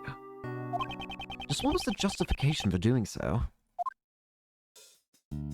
Why were you arrested, if I might ask? So, why were you arrested? Crap, I forgot. I guess he still won't respond to me. Well, I don't know. Oh, you're actually responding to me. Looks like he's finally warming up to you. I know I can look scary, but I'm not trying to get you killed here. I'm trying to save you. Phew, that's a great hope. This morning, a police officer barged into my house. And before I knew it, he had brought me here. Was there a prosecutor accompanying him at that time? I remember a prosecutor called, Best or something was there too. So it was that rookie prosecutor, Sebastian. And I guess the police haven't dragged you into question yet, huh? Are the police going to interrogate me? Yep, that's right. Because you're the suspect. No, wait. Aren't detectives like crazy abusive or something? Maybe in TV shows? I cannot vouch for reality's sake.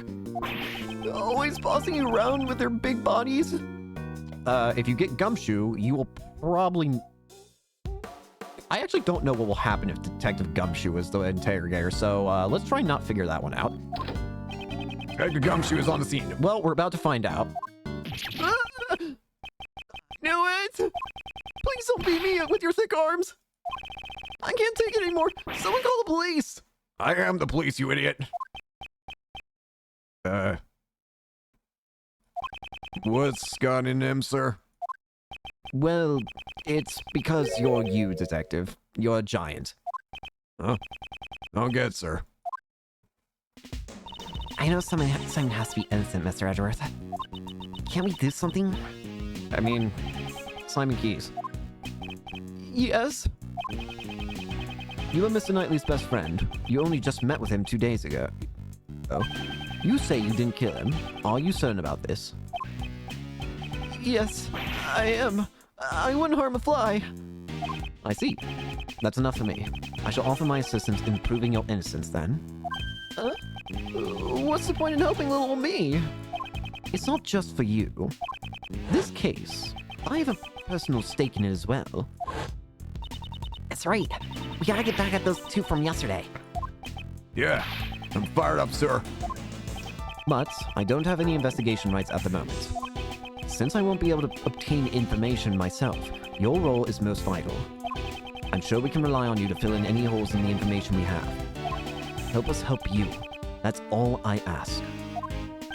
I just had an idea. Why don't you just borrow a defense attorney's badge, sir? Come on. There's no way Mr. Edgeworth could do that. Okay, I wouldn't be so sure. I've done that before. I still haven't forgotten the last case of the third game. This isn't the time to be joking around. Okay, you don't understand how stupid some of these people can be. But I wasn't joking. He's done that before. Helping the suspect is a defense attorney's job, pal. Jeez, don't worry about that. It doesn't matter what Mr. Edgeworth's job is. All we gotta do is find the real murderer. So, let's get moving. Okay, pal. Okay. I'm sure you understand, but if the investigation results prove that you are the murderer, no hard feelings, but I will show no mercy. But you don't need to be scared. I believe in your story, at least for now. All you need to do is believe in us and wait patiently. There's nothing to fear. Now, if you'll excuse me, I must be off. Bye. Bye, funny guy. March 28th, 11:22 a.m., Sentinel Center Hallway. So, we're all fired up and ready to go. But we still can't enter the part of the prison where the murder occurred. If you can't investigate, the only thing you can do now is defend him in court, sir. But how are we supposed to do that? We can't. Huh? Who? What? Hi. If it isn't Prosecutor Edgeworth and his merry gang, what are you guys doing here? Did you come here to arrest Mr. Edgeworth again, sir? What are you talking about, big guy? Uncle Ray's just here to do his job. Your job? Oh, yeah, you're a defense attorney, right?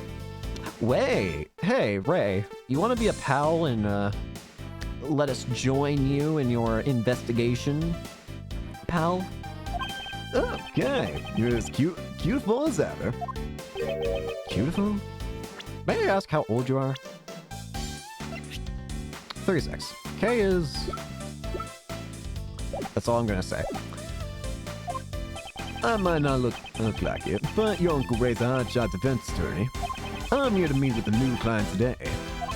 What was his name again? Shy Monkeys or something? No. What? You mean Simon Keys? That's it, guy. Looks like you know the deal. Mr. Edgeworth, he's a defense attorney. I thought as much. Guess we have no choice but to resort to that method. In the past, whenever I had to investigate cases I was not placed in charge of, I was able to gain access by becoming a subordinate to the whomever was in charge. Not my preferred option, but it's the only one I have now. Mr. Shields, if I may ask. Uh-oh. By the way, I don't take on sidekicks. Damn it. You already knew what we're gonna do. I refuse to take on male assistants who lack charm. Especially someone who is like a son to Von Karma. Mr. Shields, as I thought, he won't forgive me that so easily. Mr. Shields, I understand that you cannot forgive me for what I've done. I am also fully aware of your hatred towards those involved with the Von Karma. I don't know if you'll believe me, but I am no longer the same as I was back then. Back when I idolized Von Karma. Yeah, pal. Mr. Edgeworth is a changed man. Sure, he may have been a cruel, inhuman prosecutor in the past. But now, he's completely different, pal. When you put it that bluntly, it kind of hurts. That's right. Mr. Edward's not a bad guy anymore. I wouldn't even call him a prosecutor. He's more like, a hero. Yeah. He even helped me out on that big case last month. A hero? That's some pretty big talk there, Missy. He's a magnificent hero. Although he'd be no match for a great thief like me.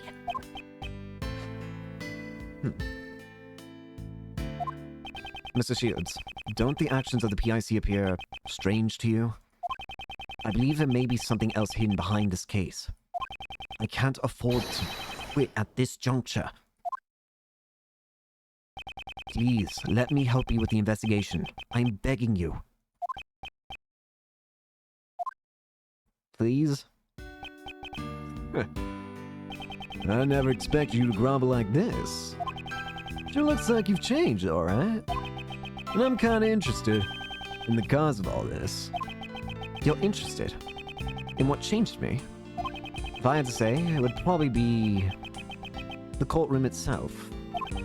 All the experiences I've had and all the people I've met inside the courtroom. And perhaps reuniting with my old friends. Never expected you of all people to change. Who would have thought, Arthur, you'd lay open your heart like that? I guess people really do change. I'm sure that man would be surprised as well. Guess I can't turn you away. It may be long overdue, but allow me to properly reintroduce myself. If you would be so kind as to read this. Edgeworth Law Offices is Raymond Shields, head attorney. Wait, what? Edgeworth Law Office Raymond Shields headed. What? Edgeworth? Mr. Shields was an assistant to my deceased father. Oh, what? Huh? What? Gregory Edgeworth. Really? Your father was a defense attorney. That's right! I remember that now. I completely forgot about that, but you were originally going to be Edgeworth was originally going to be a defense attorney, but once the Von Karma incident happened, he became a prosecutor. Right, I forgot about that. So that means that man Mr. Shields talked about is... Oh, were you gonna go to like his grave or something and then talk about... Aww. Correct, my cute little cat. Prosecutor Edgeworth's old man. I never changed the name of a thumb. It's my way of showing my appreciation for his help. Prosecutor Edgeworth. No, wait. Miles! Uncle Wade doesn't fully trust you just yet. It may have been temporary, but the fact remains. You were once a disciple of Von Karma. You say that you've changed, but you'll need to prove it to me with your actions. Even your old man would have wanted it this way. Yes, I understand. Alright, I'm getting tired of all this stuffy talk, so let's give it a rest and move on. For now, I'll make you my temporary assistant. How's that sound? I'm sorry to trouble you. But this outcome is kind of moving, yeah? The prodigal son returning to work in his late father's law firm. What about me? What about me? Of course, you can help too, Kay. All right. Thanks a lot, Mr. Shields. I mean, boss. Now then, let's get right to work. Let's see. First off, what do you think we should do, Miles? That's right. I had some unfinished business yesterday. So, it wasn't the victim. Oh, should we find out who actually screamed, like the person who found the body? Or rather, it was the first person to discover the body who screamed. So we need to find who discovered the body. We talk to them, we might be able to find out more. Why don't we find them and ask and listen to what they have to say? Yeah, that's it. Uncle Ray thinks so too. Upbeat as always. Okay, with that said, let's hurry up and grill it. Sir, what am I supposed to do? I don't need you to be in trouble. Just do what the best asks for now.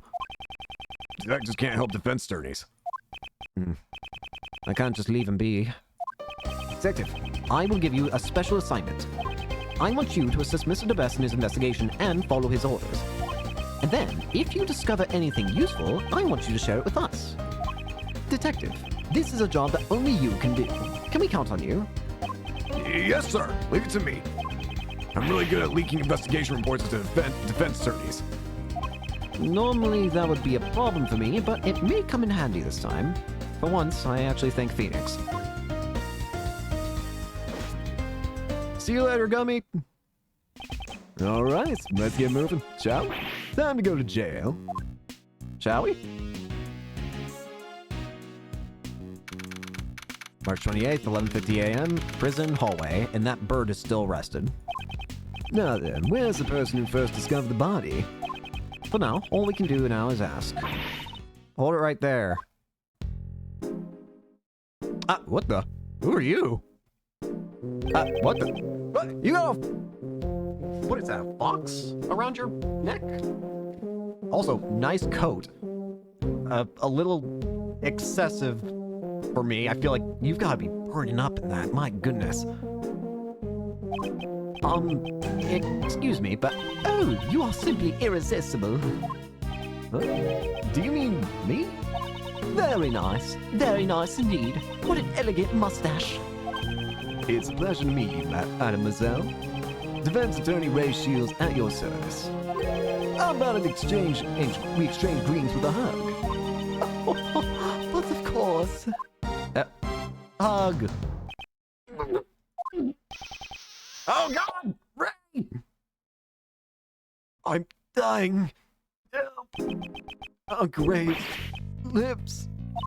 A proper greeting should begin with a hug and a kiss. It's almost like you stole it from him. Yes, a remarkable feat of quickness that would put the great thief to shame. I feel that close contact is very important. This goes for my family here in my home as well.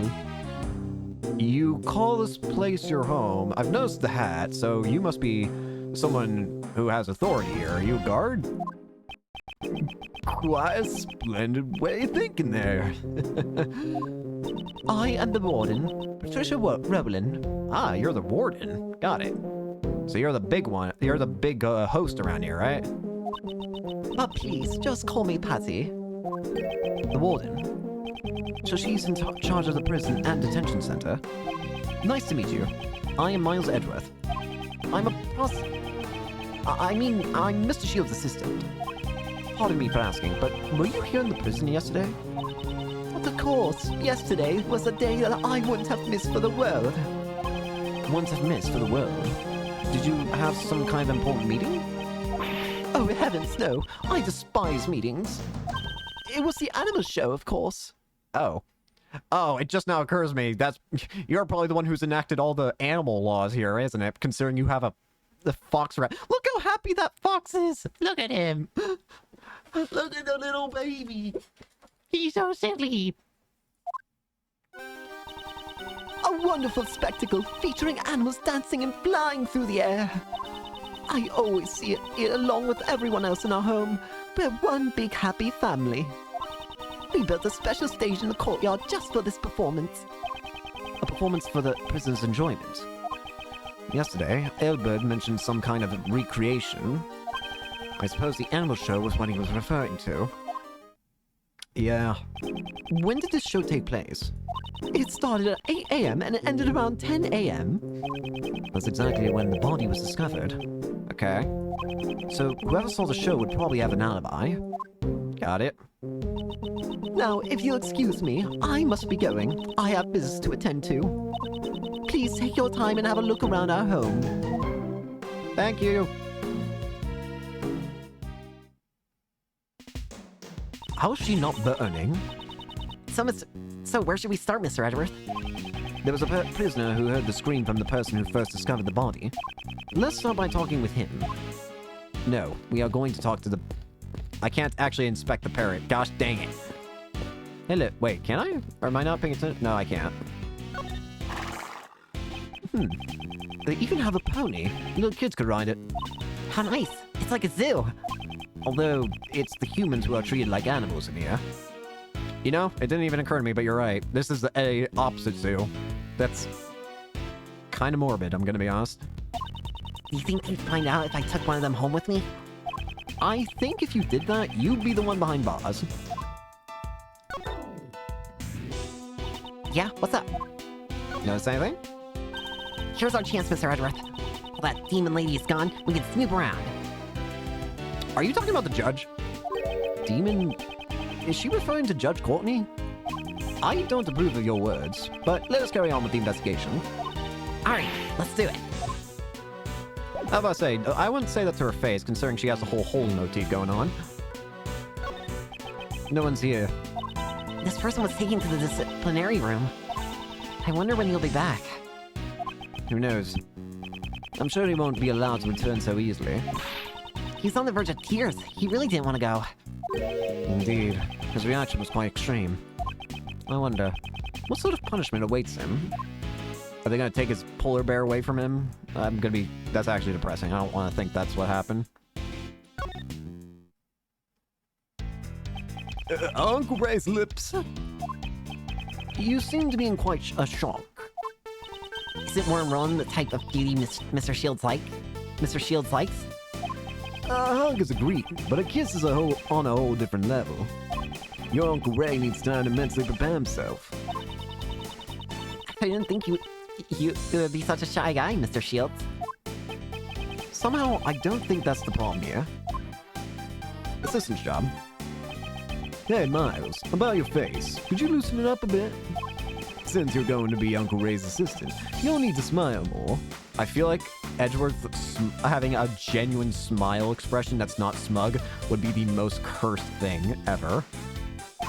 Being an assistant and smiling more have nothing to do with one another. That's not true. A smile is the first step to building trust with the client. First, show a refreshing smile to put them at ease, then give a wink to capture their heart. End with a hug and exchange business cards. That's how you open up a client's heart. Let's just keep that to ourselves, please. Well, managing the law firm was quite tough at first. It was difficult inheriting the business from Gregory. Is that so? What kind of requests do you usually receive at the office? Usually requests to defend suspects in murder cases and various sorts of legal counsel. Well, our basic policy was, we welcome everyone. Did you ever have to turn down any requests? Well, if the client wasn't cute enough. I thought everyone was welcome. I'm kidding. That was a joke. We accept clients of all sorts. With Greg's name on the line. I couldn't do a half-hard job. The Edgeworth Law Office is the law firm that my father built.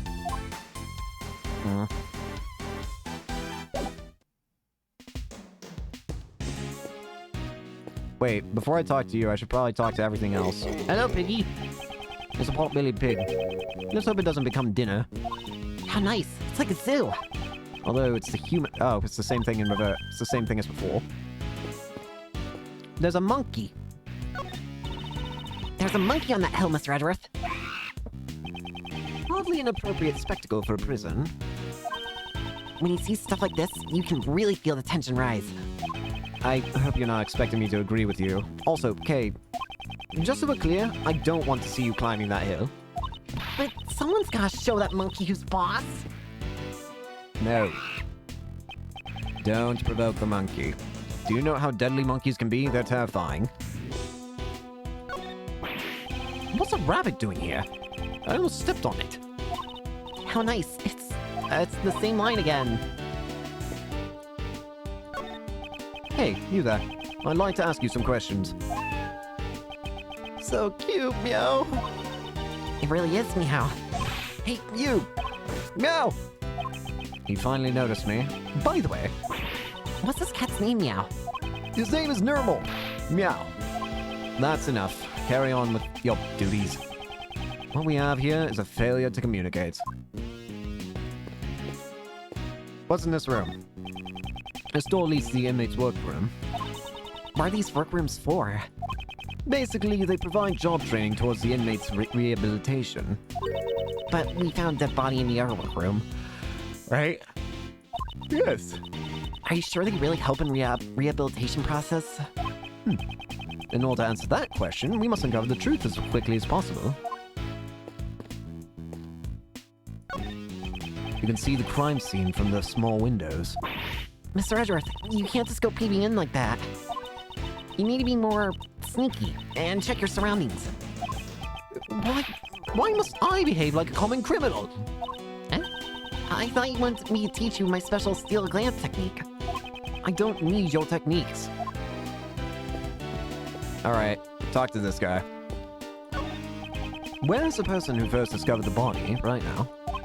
Around this time, I think he should be in the workroom in the back. The workroom? I should go take a look. Alright, let's check it out. Hello? Hello? Is this occupied? Okay, that's not a restroom. It's a workroom. Hey, God, do you have a minute? Sir, what is it? Is anyone using that workroom right now? Presently, there's one prisoner working inside. I'm positive he's been there since the noon roll call. We would like to ask the prisoner a few questions, if that is acceptable. Yes, sir. I will bring him out, so please wait a moment. So, let's see. I'll leave this to you, Miles. What do you mean? Because I don't know what kind of scary guy will come out of that room. Mr. Shields, you're a scary cat, even though you're an adult? Same to you, Kane. Oh, here he comes. What do we got? Oh! What? There's no... What? You? I couldn't forget that shaking if I tried. You're the first ever criminal in the series, I'm pretty sure. You're the guy in the very first case of the very first Ace Attorney game. What are you doing here? What? Oh, good day to you, sirs. Are you the ones who requested my presence? He doesn't seem like a dangerous criminal. My name is Miles Edgeworth. I'm a prosecutor. A prosecutor? Is that right? No, it's not. I'm Ray Shields, a defense attorney. Mr. Shields, his demeanor completely changed once he saw who we were dealing with. Sorry about that. My assistant says strange things sometimes. He's not a prosecutor, he's just my assistant. Hey, get your act together, Miles. I guess I messed up. I forgot about my new job. No wonder I thought you were different from the prosecutor who visited me yesterday. He looks like he's already spoken to the best. May we ask you a few questions? Oh, yes, of course you may. My name is Frank Saw. Yeah, I remember you. That's funny. The very first criminal from the very first game. That is great. It's great to see it. Oh, that's funny. Okay, go for it, Miles. I guess I'll be asking the questions after all. Mr. Salt, you are aware of the murder that occurred here yesterday, correct? Where were you when the body was discovered? I was in this room, where I had been working. What kind of work? Well, my goal is to become a pet groomer. An animal beautician, so to speak. Oh yes, I was inside cultivating my skills. In any case, in any other prison, such training would be unheard of. That was all. Honestly, I did not see a thing. Why did you say that? I haven't even asked him anything yet. Which is why, sad to say, I won't be any help to you. Hold it! Nope. Mr. Solid, I haven't asked you anything yet. No, wait, that's... Even if you were to ask, I would not... You know something, don't you? Oh, that's... It seems he is indeed hiding something. Let's try and press it out of him. More chess! Activate! Field!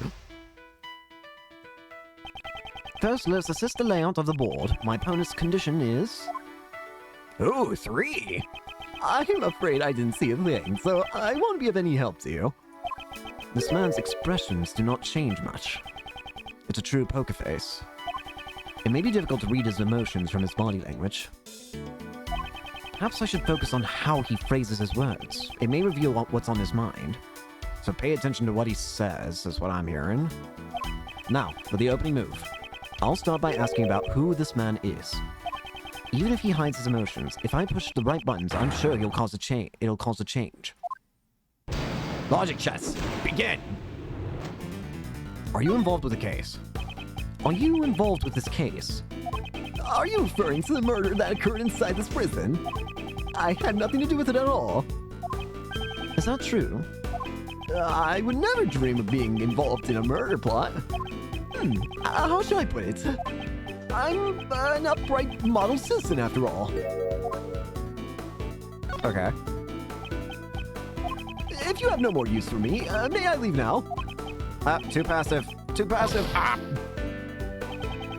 Okay, so... Oh, obviously he's not an upright model citizen. Where are you, buddy?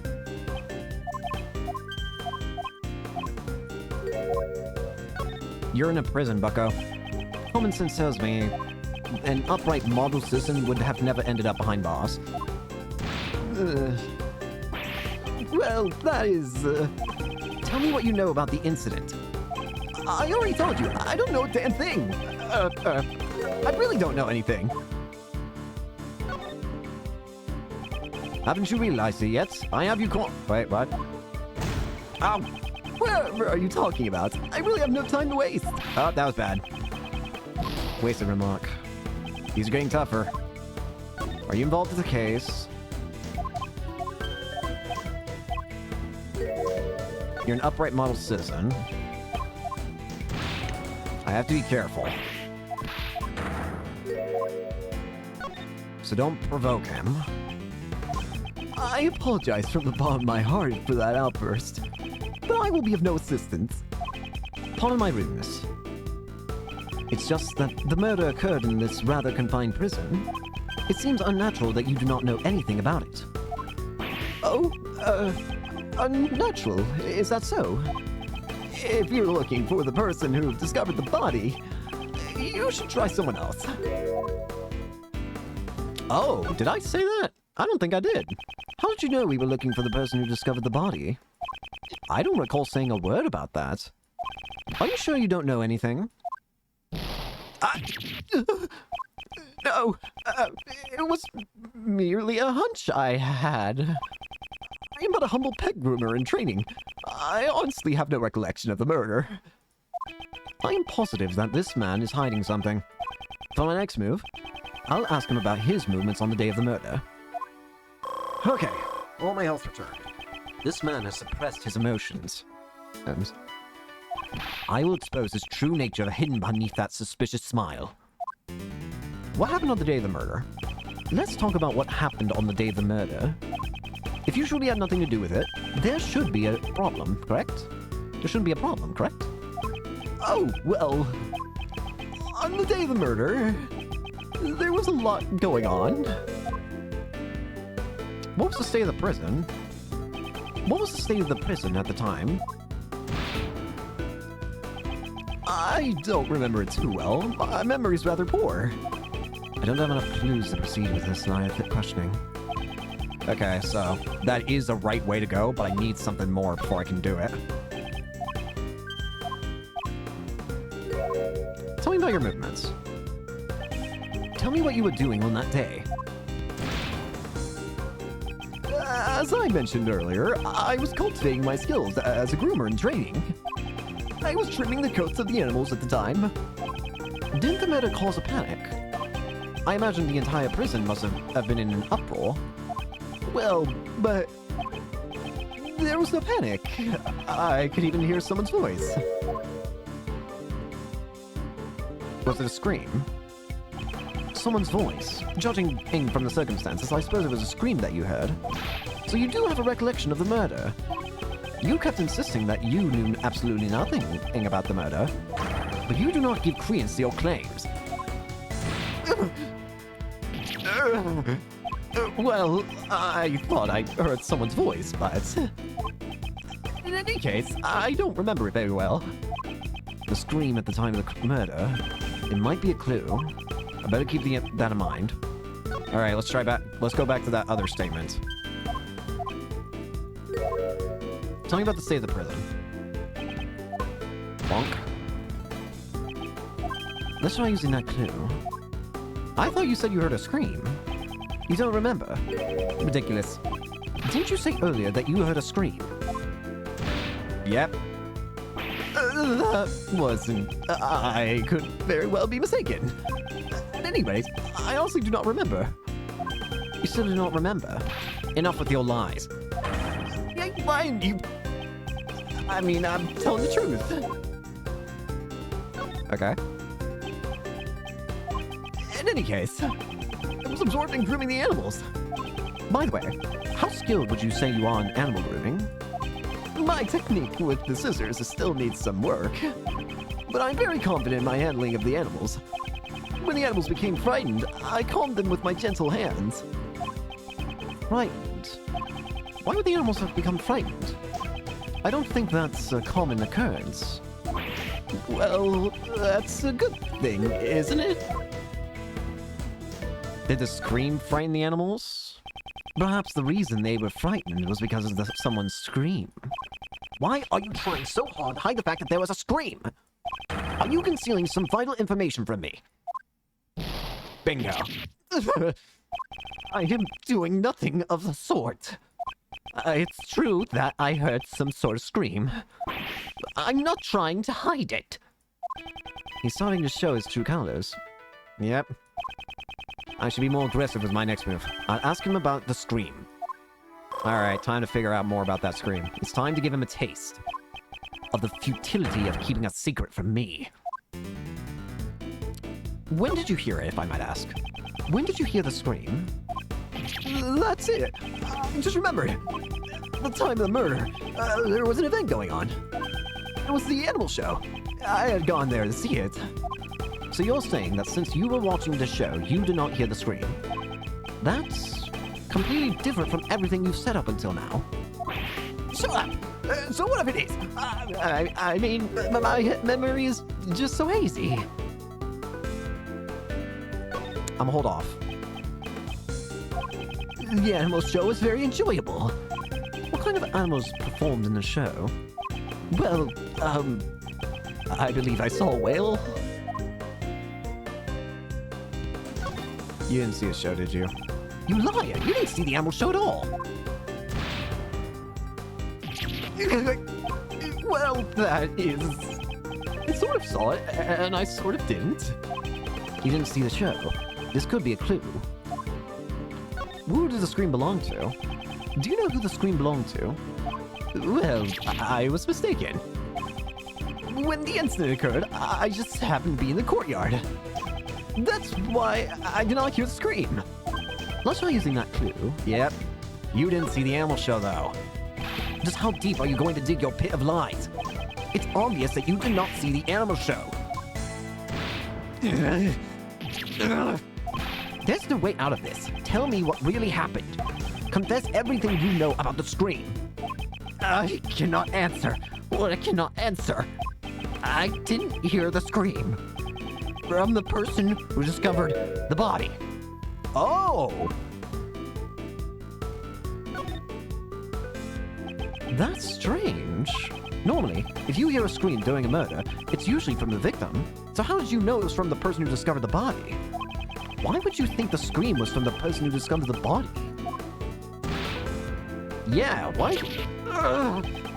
My mistake? How? How did you know the scream was from the person who discovered the body? Well, that's because... You're the one! Yep! I had a sneaking suspicion, but this is the only thing that makes sense. Allow me to answer for you. That is because you're the one who discovered the body. And the scream that was heard when this murder occurred didn't come from the victim. It came from you when you discovered the body.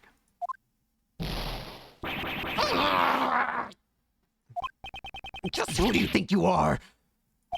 I saw it just as you say, but what gives you the right to do this? Checkmate.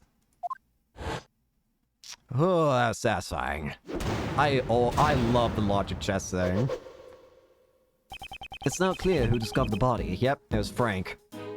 You have no more reason to withhold your testimony, correct? Very well, I'll tell you.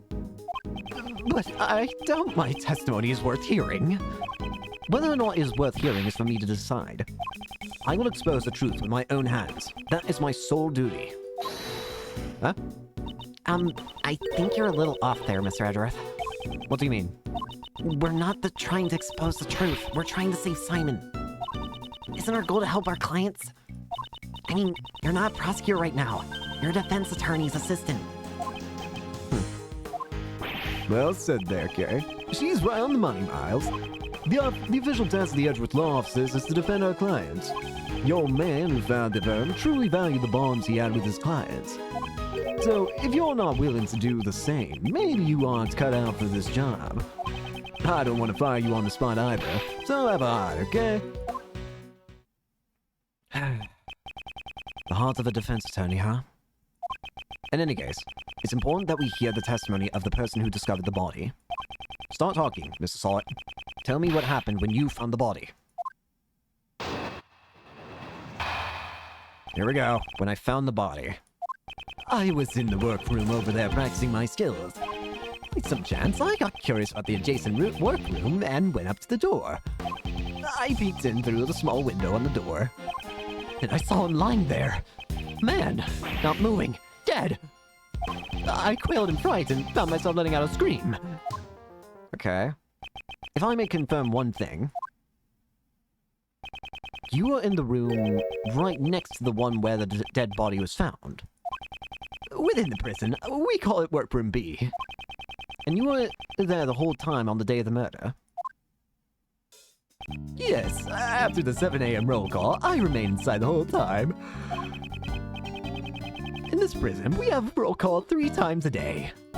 At 7 a.m., noon, and 9 p.m. And they checked the workrooms during those times, too. Exactly. I see. So during the 7 a.m. roll call, there was nothing amiss. And Knightley's body was not in the workroom yet. Roll call 3 times a day at 7 a.m., noon, and 9 p.m., and the body was not found during the 7 a.m. roll call, so it could only have been found around noon or 9 p.m., right? So it sounds like the murder occurred after 7 a.m., huh?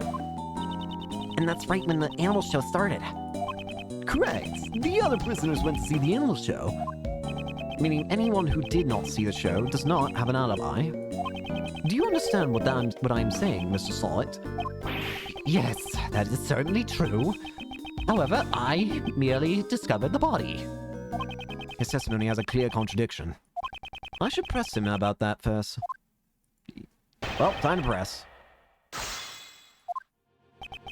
I was in the workroom over there practicing my skills. Hold it! By practicing, you mean, of course... Yes, my grooming training. For I'm a model prisoner. I somehow doubt that. By some chance, I got curious about the adjacent workroom, so I went up to the door. Hold it! You were curious about the adjacent room. Precisely. I felt the need to look inside. Why did you feel that way? Even if you ask me why, I just know. I just did it on a whim. So you weren't concentrating on your training? No, nothing of the sort. For I am a model prisoner. It's just that the other prisoners had left to see the animal show. Which is why I was feeling somewhat lonely. Yeah, that's like being stuck in a classroom after school's let out. Yes, that's right. Since I couldn't enter the other workroom. I peeked in through the small window on the door. Okay. The small window. So you couldn't get a clear look. Indeed, as you can see, there's a grill covering the window. It does not offer a wide view at all. Normally the guards use it to check inside the rooms, right? Precisely. You seem to be well versed on this matter. Well, I happen to know a thing or two about prisons, you know? What does she mean by that? I'll have to find out the details later. In any case, I peeked into the room from the window. Then I saw him lying there. A man, not moving, dead. You knew it was a man right away. It was clear, judging from his physique and clothing. Even the fact that he was dead was as plain as day.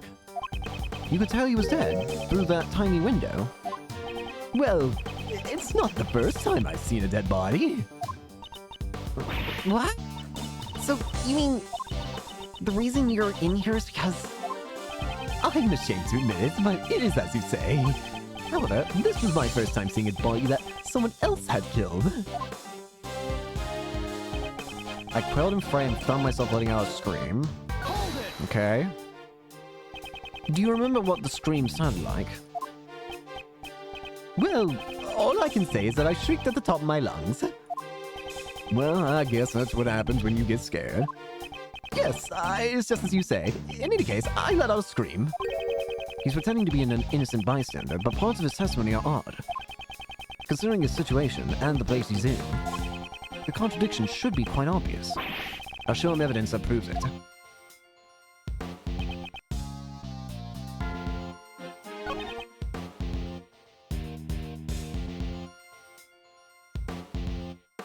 Wait.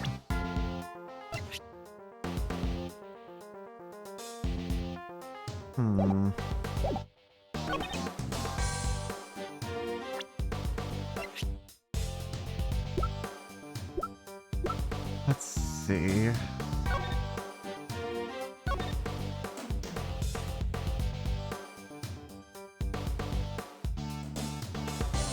Oh, I see. There is a big problem.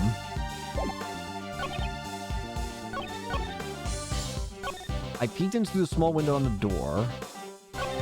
I saw him lying there, a man, not moving, dead. That's impossible. Objection! Is it the other statement? But that's not possible.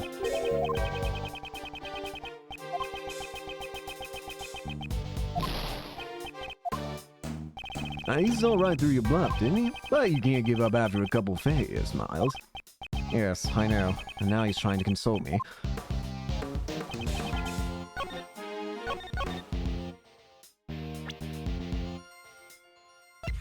Objection! Is it not that? What?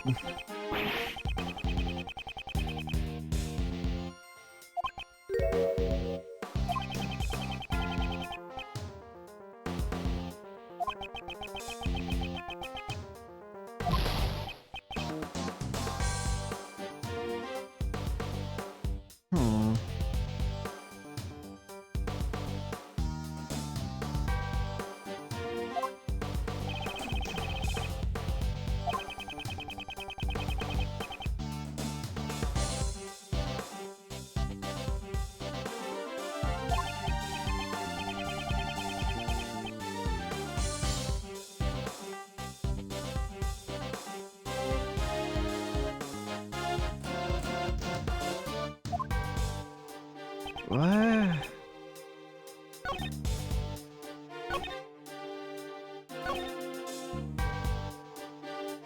Is it because he... Wait, can he not leave? By the extension of he can't enter, can it mean he can't leave? Objection! Is that what's implied here? Mr. Sawit, please stop telling such feeble lies.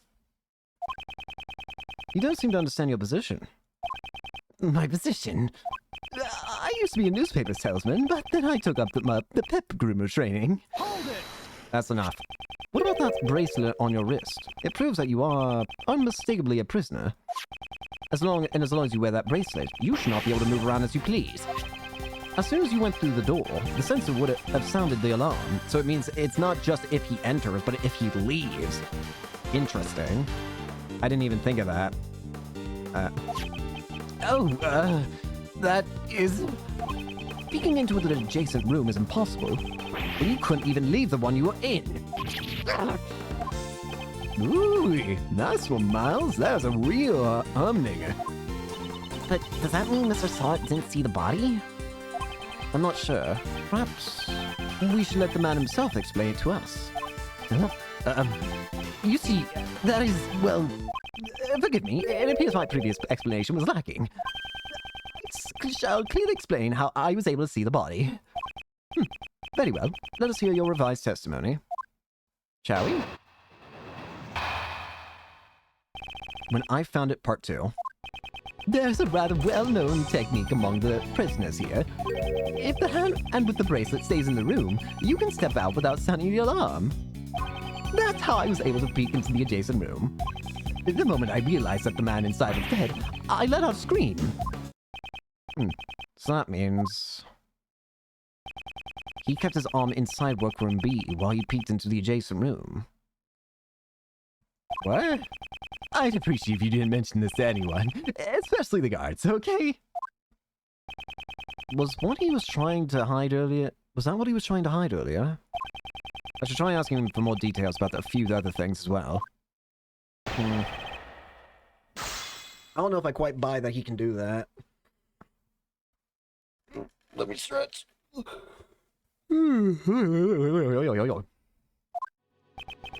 There's a rather well-known technique among the prisoners here. Hold it!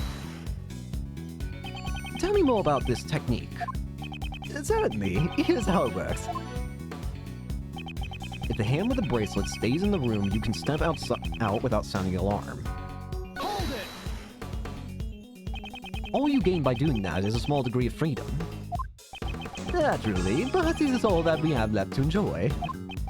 I'm shocked that you enjoy such a thing. Have you truly reflected on what you've done? But of course, for I am a model prisoner.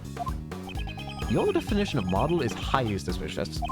Regardless, what was that? Was that the technique you used? Yes, that is correct. I need to know guards were around when I did it. So I was able to peek into the adjacent room. Hold it! Why would you do something so troublesome and potentially dangerous? I heard a noise coming from the adjacent room. It seemed odd to me, as there should not have been anyone inside. So you peeked into the adjacent workroom as soon as you heard the noise? Yes, of course. I peeked in as soon as I could. I see. Is there a problem with that statement? So you looked into the adjacent room immediately after you heard the noise. If that was true, then you should have seen more than just a dead body. You should have seen the person who had made the noise. Yeah, that's right. I was about to say. That is, well... He looks really shaken. Mr. Sword, answer me. What did you really see? If you intend to remain silent, I will have no choice but to assume that you are complicit to the murder. Please forgive me. It's just that I couldn't even believe what I saw myself. It may have just been a dream, but I hesitate to even recall it. Tell me what happened. Very well. I will be frank with you. I saw a dog. Excuse you? It was a nightmarish scene. You saw a dog? A large black dog. Oh, wait. The one with the bell? Was biting into the neck of the victim. What did you say? It was a truly hellish scene. That dog killed him. Oh, I think I'm gonna be sick. That's some grade A trauma right there. Chilled to my very core and let out a shriek. A man-eating dog inside the zoo of a prison. Black dog. According to Solid's testimony, the dog was biting the victim's body. Barks at me a lot. That was everything I saw. Do you believe me now? Yes, I do. I doubt one would be able to lie about something like that. Would you add that to your testimony? Certainly. The moment I realized that the man inside was dead, I let out a scream. Wait. And to my horror, there was a black dog biting his neck. Well, let's first press this. Do you remember what this man looked like in detail? But of course, I am certain. He had blonde hair, and his throat was covered in blood. Do you take me for a fool? That should be obvious. I am merely telling you everything I saw, or as I saw it. Just to be clear, don't defense attorneys love picking over every little detail? I detected him to spite there. Perhaps he had an unpleasant experience with a defense attorney in the past. Sorry. There was a black dog biting his neck. Wait. Hang on. Okay, I'm gonna press this. A black dog was biting the victim's neck. Yes, blood came pouring out, and as a result, the dog's mouth became stained with it. Ugh. Stop. You don't need to get all that detailed. At that time, was the victim... Ugh. Mr. Edward, why'd you ask him that? Hey, why'd you hit Uncle Ray? The man did not even flinch. He must have been dead already. The blood continued to gush from his neck. He most likely had passed away already. His hands moved nary an inch. Ugh, way too much detail. What, are you doing this to me on purpose? Certainly not. I'm just trying to give an accurate testimony. Mr. Edward, shall I add that statement to my testimony? If you would. It was terrifying. A truly terrifying sight. He most likely had passed away already. His hands moved nary an inch.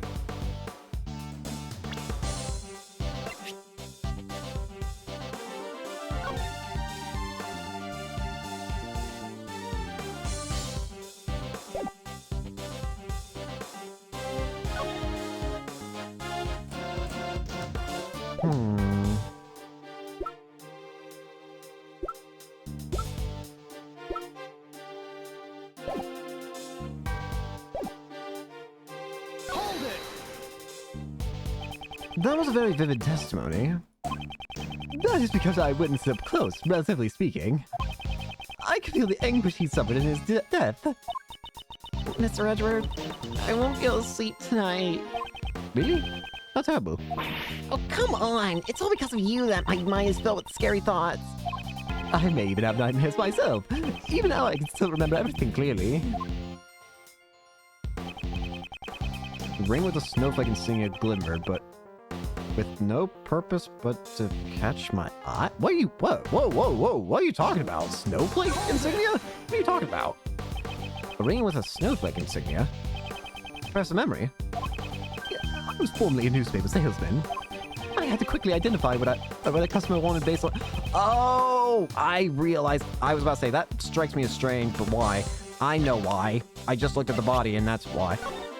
How did he see the ring? It was underneath the tarp. In order to form a successful sales strategy, it's the most basic of basics. But you are dealing with a corpse, not a customer. Are you like that with everyone? Yes, it has already become an ingrained habit of mine. It was an important point that could determine the success or failure of a sale. That's how you were able to easily recall such a minor detail. Precisely. Even the engraved insignia is crystal clear. Is that really possible? What was the state of the body when we found it? I should review my evidence. I have an unerring eye. That much I can declare. Hold on. I'm getting text messages. Boop, boop, boop. So Knightley was killed by a dog that was being kept here in the prison. So who does that dog belong to? I find that hard to believe. They say that pets take after their owners, yeah? It doesn't have to take after them that much. This completely defeats the purpose of the animal therapy. Perhaps I should ask about the dog a little more. No, there's something else I want to know. The ring... The ring? How did you know you had a ring? Objection! It was covered. There was no way you could have seen that, unless you moved the tarp. A ring with a snowflake insignia. Yes, that is correct. It was clearly engraved on the surface. I see. Your testimony is very accurate, but it's a little too accurate if you ask me. And what's wrong with being accurate? You state that you saw a ring with a snowflake insignia engraved into it. And it is true that the victim was wearing such a ring. See? Was I not correct? That is not the issue I have with your testimony. Take a look at this picture. As you can see, the right hand is covered by a sheet. It should not have been possible for you to see the engraving on the ring, unless you had approached the body and lifted up the sheet for yourself. You said you only looked into the workroom through the door, yet you gave such a detailed account of what you saw. Who do you think you are? Acting all high and mighty? I'm telling you, I saw what I saw. Oh, the victim must have moved his arm after I saw it. Nope, he died instantly. Stop trying it. I don't think so. You said as much earlier. The man did not even flinch. He must have been dead already. The victim was already dead. How would he have been able to move his arm?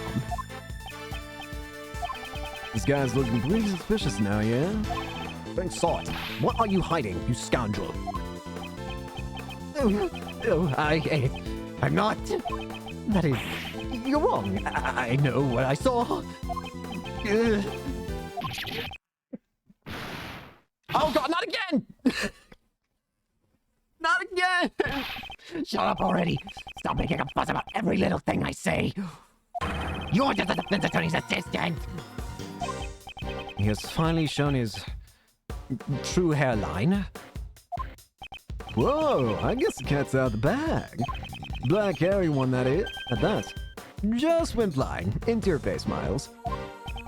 I'm just your friendly neighborhood witness. Are you really just a witness? I would say that you are rather suspicious. What was that? You saw something that could not have been seen from the outside of the room. How is that possible? The logic behind it is simple. Mr. Salt, this is where you saw the body from. The only way he could have seen it is if he was in the room. When you discovered the body, you were inside the room where it laid. Since you saw the engraving on the ring, that is the only possibility. It's the only thing that makes sense. Even if you say that, you ain't got no evidence, do ya? Where's the evidence that shows that I was in that room? Actually, there is. That's where it came from. There is something that explains it. The glove. The pink glove. This was yours, wasn't it? I was grooming pets at that time. In the room adjacent to where the body was found. I even went so far as to borrow some rubber gloves. Show me the evidence that proves I was in the room where the body was found. Well, thanks for saying it for me. Take that! You said it yourself. Rubber gloves. Mr. Salt, what were you doing when the body was discovered? Didn't I tell you already? I was practicing being a pet groomer. I see. In that case, do you happen to recognize this glove? Oh, that's... This was found near the body. It is believed to have been dropped by the culprit. By the way, I noticed that you also have a rubber glove hanging out of your apron pocket. No, this is something else. Well, he does have an pocket glove. So where's the second then, buddy? Hold it! You ain't escaping. Looks like you're missing one of your gloves. Hold it. You can find gloves like these anywhere in the prison. Or evidence proves nothing. Objection! Does it? Perhaps we should hand this glove over to police for fingerprinting. I'm certain they will find some interesting results. Ah, what the?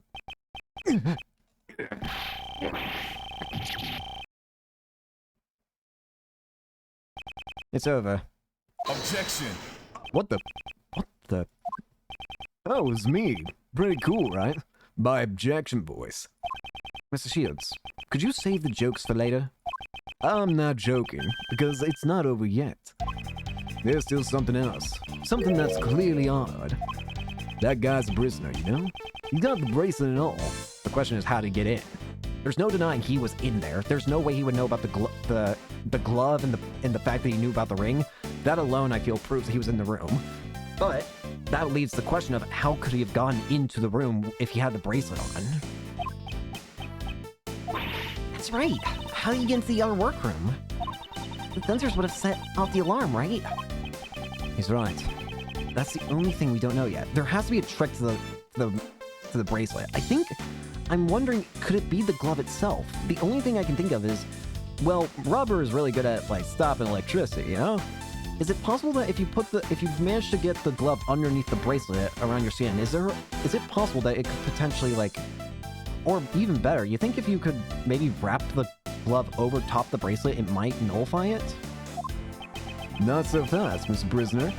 Could you fill us in? That's pretty weird. The bracelet should have been his last line of defense. Tense? That's right, Kay. It was useful evidence for Mr. Prisoner here. He could have claimed, and that due to the bracelet, he wasn't able to enter the room. But he didn't say a word about it. Is there any reason why you didn't? There's a secret, then. The silent treatment. Well, the judge yesterday did say that silence is golden. Wow. You really are a hotshot defense attorney, Mr. Shields. Defense attorneys always remain calm in a pinch and smile in the face of danger. That's what your old man taught me. The defense attorney's creed, yeah? So, what's the deal? Why don't you mention anything about the bracelet? The truth is, it's broken. What? Huh? Broken? Some time ago, I took a spill, and the bracelet hit the floor with a loud bang. Ever since then, it has not been able to activate the sensor. So you've just been allowed free roaming here? What? Forgive me, I was so convenient I didn't want to report it. Also, when did you get your hair back? I see. So the bracelet was broken. Did it really break so easily? If that's true, then there's a problem with the prison security. I was about to say, if it's true that it's just his bracelet's broken, then this security has got some serious issues. I mean, it kind of already does, but whatever. You, over there. May I have a moment? Gertie. Here, kitty kitty. You're such a cute little guy. Yes, you are. Meow. Excuse me. Yes! What can I do for meow? The prisoner's bracelet appears to be broken. What? Really? That's not good at all. I'll contact the person in charge and have it replaced immediately. Thank you. I'll be holding on to the broken bracelet for now, for the time being. Bring Solid's bracelet. At the time of the incident, it was broken and did not respond to the door sensor. Alright. Yes, sir. Please, take care of it. Very well. Now that the bracelet's been taken off, shall we move on to arresting you for murder? I don't What? First thought, I didn't kill anyone. But your bracelet was broken, right? Doesn't that mean you could have gone anywhere you wanted during the animal show? But all I did was find the body, honest. It's true that I saw the dog biting his neck. However, I entered the room after the dog had left. Why did you do that? Well, I was curious if it had anything of value on him. Bro, were you really just trying to sell his belongings? What the hell? So he was planning to loot the corpse. That's why he remembers Nightleaf's ring so well. Oh, of course. Probably could be worth a couple bucks or something. Why are you looking at me, Mr. Edworth? Why do you think? Eh? Take a wild guess. Just take one wild guess for me. Just one. I am a great thief. Please don't put me on the same level as him. But I didn't take a thing. Is that true? The animal show had ended and the other prisoners were making their way back down here. I hurried back to my workroom and let out a scream to deceive the others. And that's when you dropped the rubber glove. Got it. I guess the story holds up. What do you think, Miles? Whether he is the murderer or not, one big question remains. How did Knightley get all the way from his holding cell to the prison? Yeah, that's the biggest question to answer here. The thing is, Niley shouldn't have even been in the prison to begin with. If he was anywhere, he should have been in a detention center. So there's zero reason he should have been in the prison. And yet, his body was found there. There's only... Either he found a way to get entrance into there, or someone took his body from the holding cell and pulled it all the way into the prison. That's the only two things I can think of. You're right about that. It's real sumper. And there's something that Mr. Salt said in his testimony that I'm very concerned about. The dog. Yeah. If that dog had any part in the murder... Mr. Salt. Yes, what is it? Were there any other prisoners who didn't see the animal show? Yes, there's only one other that I know of. And this prisoner wouldn't have been able to see the show, even if he wanted to, correct? Yes, that's correct. Why do you ask? Just as I thought. I had my suspicions as soon as I saw that black dog. That fiendish criminal. Oh! I never expected him to be out here in this prison. Oh, is this a familiar face for Edgeworth? Where's his cell? I don't think we've ever heard of a black dog in a murder or something. Do you intend to meet him? Him? Who's him? He's a very special man. He received very special treatments, and... Oh, forgive me, I need to watch what I say about him. However, if you value your lives, I would advise you to stay away from him. Hey, cut it out already. You're giving me the creeps. A puppet master in the shadows, huh? Yeah, I still value my life. He is being held in a special cell. Special cell. Over there, in that direction. Shall we go say hi? His door's open. The special cell. It certainly seems like he has received some special treatment. Okay, let's go say hi. Well, so just who is this him anyway? To protect my own life, all I can tell you is that he is the oldest prisoner here. Oh. My deepest apologies, but I can't say anymore. He is truly terrifying. Care to fill me in? Feels like you're leaving Uncle Ray behind here. He's someone I knew in the past. Let's head for the special cell. I believe that black dog should be there as well. Alright. I'm too curious. The special cell. What's so special about the special cell? Is it the super tight security that makes it inescapable? Or is there a red carpet and a sofa and a bed? And you get the VIP treatment. Calm down, we'll know when we see it. If I'm not mistaken, that man should be in there. Alright, I'm way too curious. Who is this special man? Oh, what the... That's a dark room. March 28th, 12:41 p.m., prison, special cell.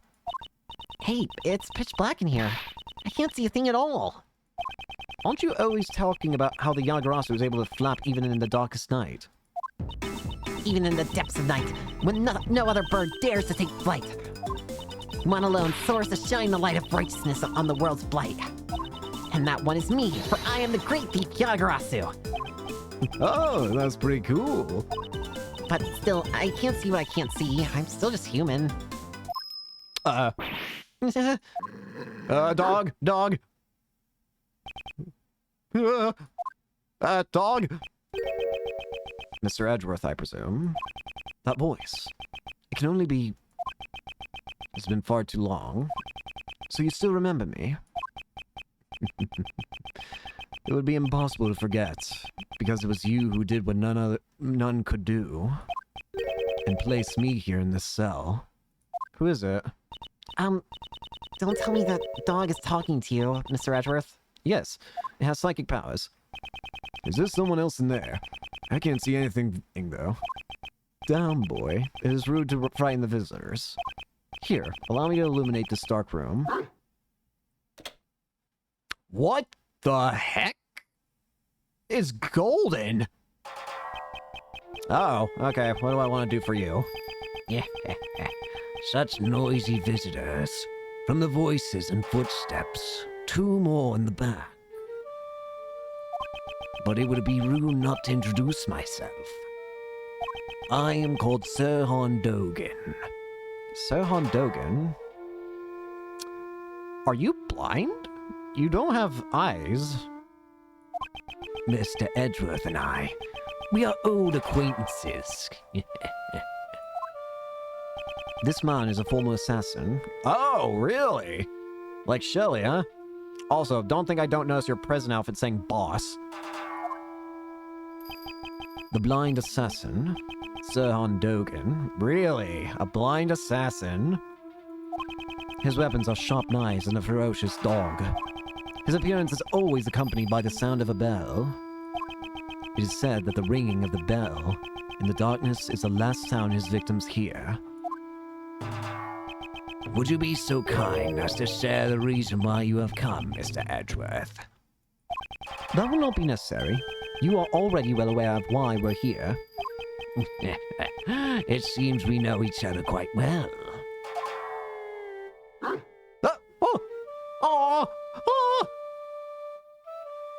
How do you make assassins so lovable in this game? I swear to God. No, puppy! Can you see this? Very well. As the flower of death blooms, your request has been accepted. What? This doesn't have a sinister meaning behind it. I want you to tell me what you know about this. The only requests I accept are for assassinations. Do you want me to kill the person associated with that? No, I am not making such a dangerous request. I am not here to kill.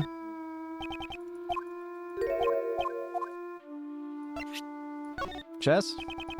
Since we have a board and all the pieces here, why not indulge me in a game? It is exceedingly difficult to find opponents in this prison. A very interesting proposition, but I must decline. I don't have the time for that right now. And I doubt you would play by the rules anyway. You value the rules too much. Perhaps it is an occupational disease. How dreadful. Right, Anubis? Oh, the dog's name's Anubis? Oh, that's so cute. Oh, even his dog feels sorry for me.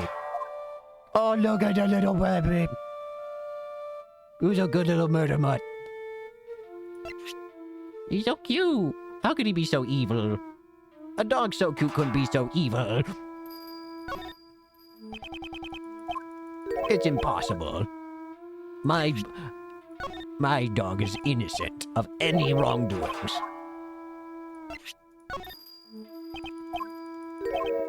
He's so cute.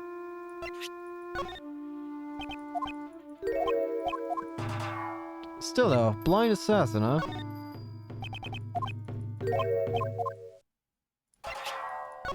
Look at your dog.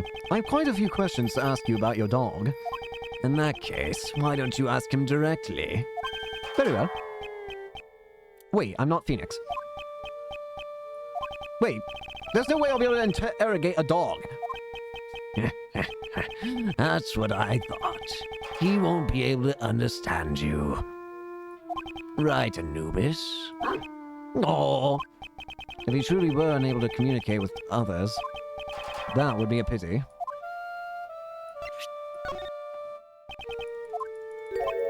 Alright. Murder suspect. We suspect your dog of committing the murder. The witness who discovered the body saw him biting it. There must be some mistake. My boy is obedient. He would never do such a thing. Right, Anubis? Good boy, good boy, good. Anubis may be your guide dog, but you raised him to be a vicious killer. He was one of the weapons you used as an assassin. To begin with, it is the witness of a reliable sort. It's true that Solid is also one of the suspects. And it's difficult to say if we can trust his testimony. In any case, I think you have the wrong dog. Is that right? Isn't that right, Anubis? Right, boy? I wonder, if he knows who the witness is Yeah. Do you know... What about your alibi? I would like to hear your alibi from 8 a.m. to... Wait. I would like to hear your alibi from 8 a.m. to 10 a.m. yesterday. During the animal show. I was in my humble cell the entire time. I took up whittling recently. My focus was solely on the wood and chisel in my hands. Whittling? The prisoners have free access to chisels here. Normally, that's not allowed. That's what I say, that's a weapon. The warden is a kind soul. She has given me special permission.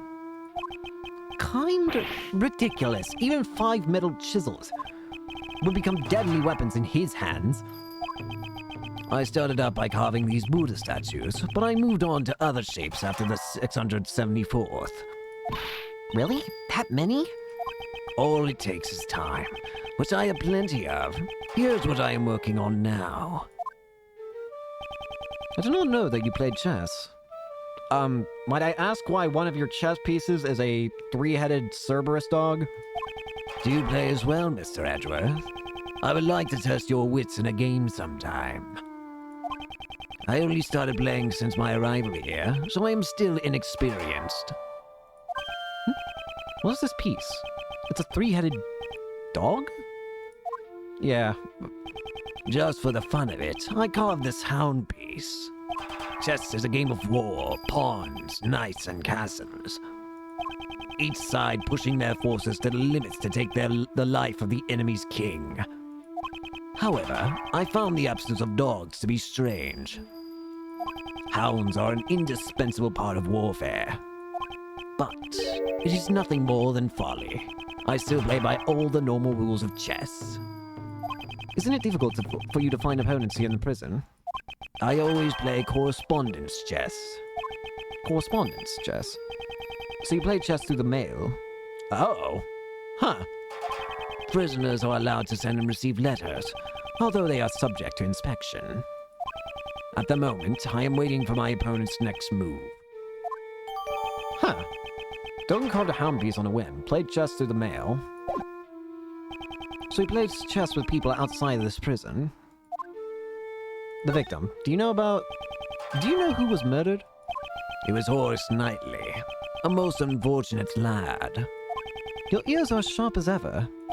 They are all I can rely on. As I thought, he has full knowledge of everything that goes on in this prison. On second thought, he might be fortunate after all. Fortunate? How so? He committed a grave crime, but he was able to avoid punishment for it. An assassination attempt on the president. What a bold man. Assassination attempt. Hey, Mr. Edgeworth, didn't Mr. Knightley just... He may have killed his own superior, but he never attempted to take this president's life. Is he the one who contacted for Shelley? Are they trying to conceal the fact that the assassination was staged by the president? Whoa, hold your horses. Knightley didn't attack the president? But Uncle Wade was requested to defend him in court on charges of attempted assassination. You didn't know either, Uncle Ray? So they're trying to pin the whole thing on Mr. Knightley. Now I see why the PIC is taking action. Great. Ah, so that's why they removed you from the case. Because I knew the truth, damn it. That's the past guy was going to indict him on charges of attempted assassination. In doing so, they would have twisted the truth. Yeah. I suspected it was a false charge. You did? I heard about it from one of the guards, about Knightley. He kept desperately insisting I didn't assassinate anyone. But the courts are supposed to bring the truth to light. I may not be well versed in law, but I can say one thing for certain. Some of the prisoners here were convicted on false charges. Ugh. That's the reality of it. Right, Anubis. Right, boy. Leaving the truth in the care of the court can be dangerous. Leaving the truth in the care of the court is dangerous. Huh. There was someone who said the exact same thing before. That investigator from Interpol who doesn't trust prosecutors. Oh, Lang? Hey! You're not twisting the truth behind those closed courtroom doors too, are you?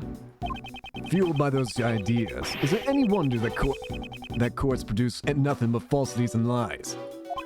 Rest assured, the next time we meet, I won't be so forgiving. I doubt his distrust has cleared up completely. You feel the same way, don't you, Anubis? The truth of the courts and Mr. Edgeworth's reasoning both can't be trusted, right? It is nothing to be upset about. You're not the only one who suspects me. Yesterday, the other prosecutor and that judge came here too. They brought the warden along. How they despise me. Oh, it must have been those two rude people from before. Prosecutor DeBess and Judge Courtney. They thoroughly inspected my room, but left without finding a thing. It seems they were searching for the murder weapon. 'Tis a shame. They searched the other prisoner's cells too, not just mine. Yet they were still unable to find anything. All that hard work was for naught. Mr. DeBess and Warden Roland searched the entire prison, but did not find the murder weapon. This is quite a problem. What should we do? Saul's testimony alone won't hold up. In order to confront him, we need evidence. Now, if my guest will be so kind as to leave. Right, Anubis, show them the way out. It's time to leave. Does this mean what I think it means? Let's get going, Mr. Edgeworth. Alright, but... we shall meet again, Dogen. It'll be a shame for our long-awaited reunion to end so soon. I'll be waiting. Very well. Alright. March 28th, 1:12 p.m., prisoner hallway. I need water. I haven't drank water all yet.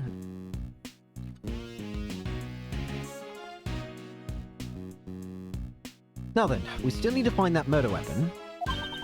Mr. Edgeworth! Where are you? Get down from there! She went all the way up there. It's fine, okay. Come down from there. Where's Mr. Shields? Beats me. He just took off running like death is after him. Good grief, that man. What should we do now, Mr. Edgeworth? We'll continue investigating. First, we should, start by solving that one mystery. Niley's body was found in the workroom inside the prison. However, he was supposed to be in the detention center holding cell. How did he get to the prison under such tight security? Let's go investigate the holding cell at the detention center. That's where Mr. Knightley was held, right? But what about Uncle Ray? Let's just leave him be for now. I thought we were supposed to be his assistants, though. March 28th, 1:34 p.m., detention center hallway. The victim's cell in the detention center was this way. Let's take it out, Mr. Edgeworth. Here we go. Oh, this is truly just dreadful. What? What happened? Oh, it's you. That's the warden, Miss Rowland. She must have come from behind that no entry sign. So he still won't talk? Even after all the trouble you went through to get the evidence transferred from the precinct? That's right. I don't know how many times I've tried. I can't report back empty-handed. That assassin sure is one tough cookie, huh? Did you just say assassin? Oh my. Pardon me, but were you talking about Sohan Dogen just now? Oh, eavesdropping, were you? You naughty boy. Did you question him personally, Warden Roland? Not just him. I tried to have a heart-to-heart with all the prisoners and suspects. In my home, we're all family here. It's only fair I invite them to my warden's office. The warden's office? Oh, have you taken an interest in my room as well? It's just down this hallway, but outsiders are not allowed past this point. Really? Down the hallway? It's around there. It's such a lovely room. People do so enjoy being invited back there. I always show them the splendid view of my precious courtyard. The courtyard of this animal-filled prison. I'd sure love to see it. Oh, wait. That was Kay. Whatever. It's now Rowan's line. You stole my line. Too bad. It's mine now. I'm delighted that you want to see it. However, I cannot invite you. Why? You're not a child of our home. If you want to come to my room, you'll have to be convicted first. That's a rather high hurdle to clear. Goodness me, look at how long we've been talking. I was just about to feed Ali her lunch. Ali? She's my favorite little angel. Now, if you'll excuse me, I must be off to the courtyard. Toodaloo. Alright. Fair enough. I never got a chance to ask her about Dogen. Well, let's head over to Knightley's cell. March 28th, 1:43 p.m., Detention Center, holding cell. This is the victim's cell. When did Mr. Knightley arrive in here again? It was after the president's welcoming ceremony, but on the night of March 25th. So when and how did he move over to the prison? There might be some evidence left that can answer that. All right, let's get cracking, Mr. Edgeworth. Begin detention! What do you gotta say to this, mademoiselle? Notice anything? There's so many things in the cell. Yes, although they don't all appear to be Knightley's personal belongings. There's also a collection of books that belong to this cell. Wow, this might not be such a bad place to live in after all. If you want to spend the night here, I won't stop you. Thanks, but no thanks. But since we're here, we might as well at least learn everything we can. All right, let's begin our investigation of the holding cell. Chess? Chess seems to be popular here. Knightley even brought in a chess set. No, from what I've seen, the only people who have an interest in chess are Knightley and that man. That man? Ah, you mean that scary guy? Indeed. Those two had a shared interest in chess. Is that just a coincidence? Maybe? I don't know. Good work. Yes, sir. It's fine. You don't have to keep an eye on us, okay? As you can see, we are the great thieves of justice. What? There's no we here. If you're gonna arrest anyone, arrest the girl. Reflection in the mirror. Ah, it's a security camera. A great thieves' arch enemy. I guess they don't take too kindly to thieves here. There's no reason for a detention center to be kind to thieves. God. I would like you to check this footage of the security camera. If you find any problems, report to me at once. Understood, sir.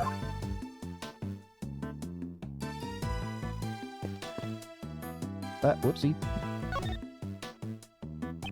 The security camera is clearly visible in the mirror's reflection. I don't like it. It's like a constant reminder, you're being watched. I understand your feelings, however... I definitely don't want to live in a place like this. Every morning, I'd be reminded again while I'm at the sink that I need to look good for the camera. Don't get too worked up about it. Please. What's this? I won't rest until I've inspected literally everything. Where are these books? There are a lot of books here. What's this? Wonderful Warden of Iris? Oh, that's the book on the left. The Hound Whistler, The Animal Shack Redemption.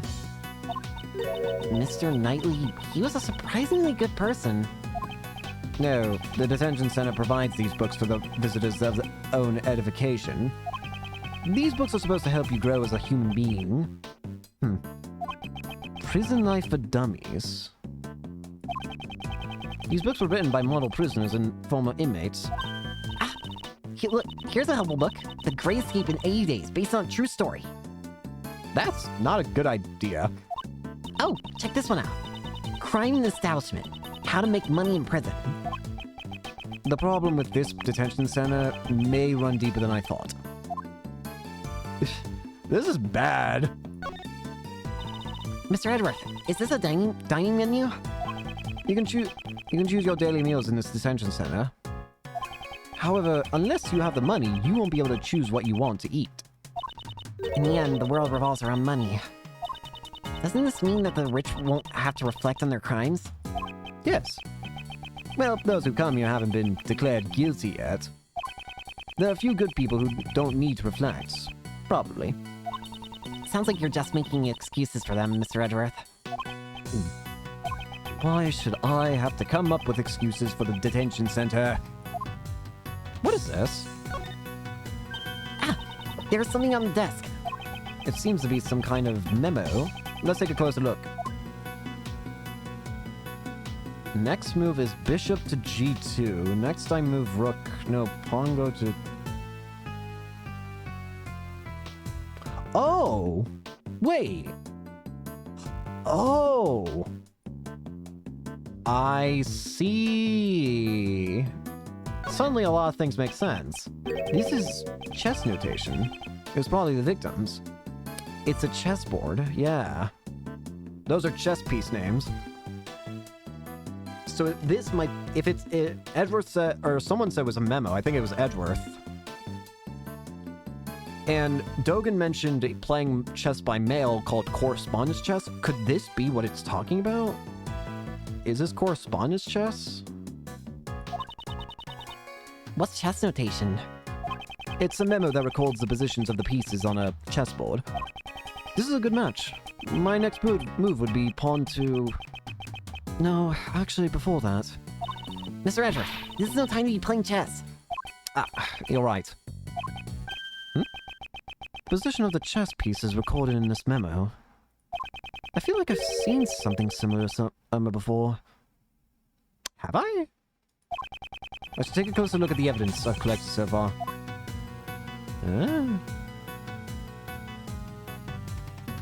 Before we do that, let's go back and explore the rest of the area. Explore the toilet, Edgeworth. It's not as dirty as I thought it would be. And the toilet paper shows no signs of use. It looks like there are no problems with the toilet. There's a huge problem. What's the problem? It's totally awkward having the toilet out in the open like that. You need to think more about the end user. This facility wasn't designed with spirit of service in mind.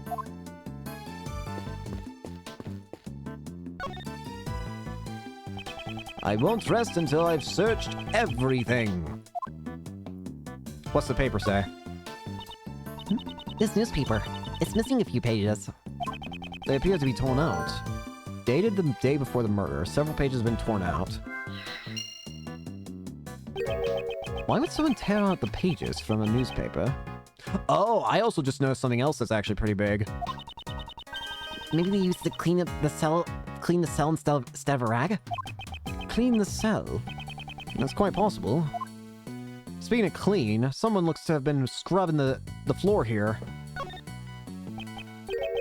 Something seems off. The floor here is clean. Was it mopped up recently? There doesn't seem to be anything in the cell to wipe the floor with. It was the newspaper. It seems strange that only this area in front of the bed has been wiped clean. What about the shirt? And Tor's Knightley's suit. According to the results of my investigation, What'd you find out? a man who looks good in a suit leaves a more favorable impression with the ladies. Next time, I'll investigate men who look good in frills. Please don't bother. Look at the bed. This looks like an uncomfortable bed to sleep in. But the pillow covers are clean, not a speck of dust on them. Is this what the bed at Gummy's place looks like as well?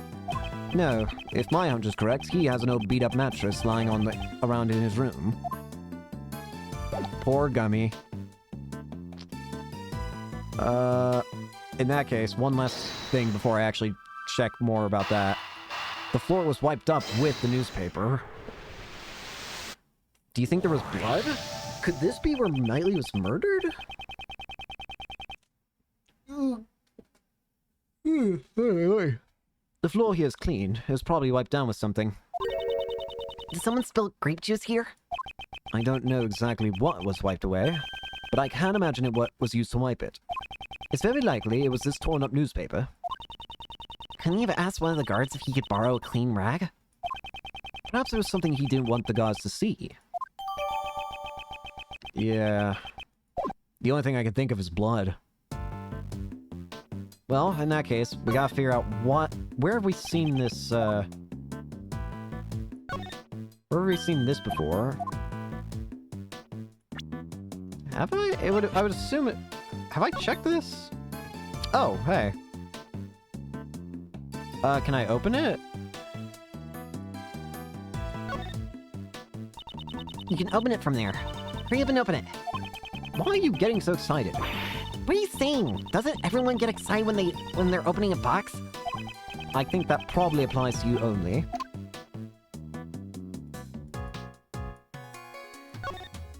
Ooh. These are chess pieces, right? Ooh. Oh, sorry. I saw something similar in your office, Mr. Edgeworth. Huh? But the pieces here are black and white. Those are the correct colors. My pieces were custom made. Custom made? That sounds like treasure to me. Her eyes are sparkling. Does she intend to steal it?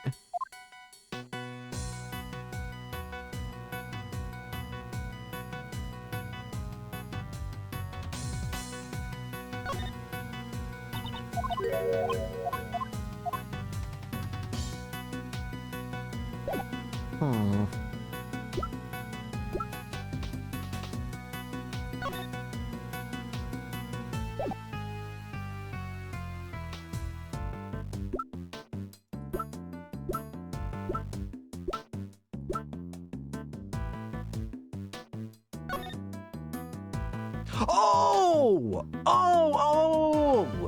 Yeah! It's as I thought. It's this. I see. Deduce. Wait, actually, what about the spot I deduce? I'll hit this.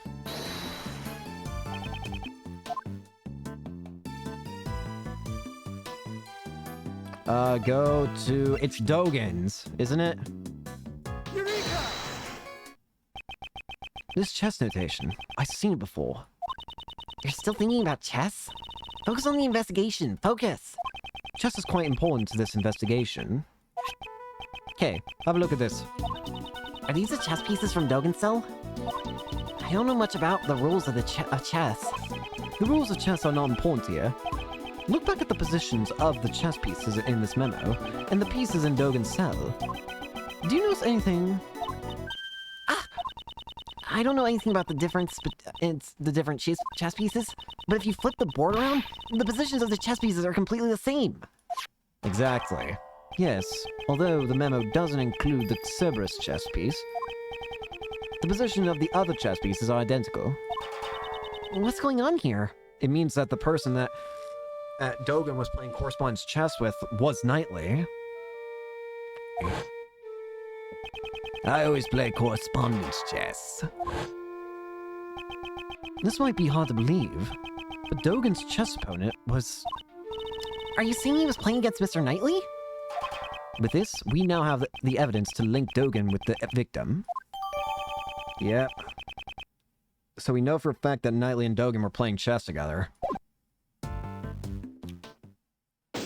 Investigation complete. Heal me, please! So, this is what our investigation turned up. It seems we found a major connection between the victim and Dogen. This is terrible. Who? What happened?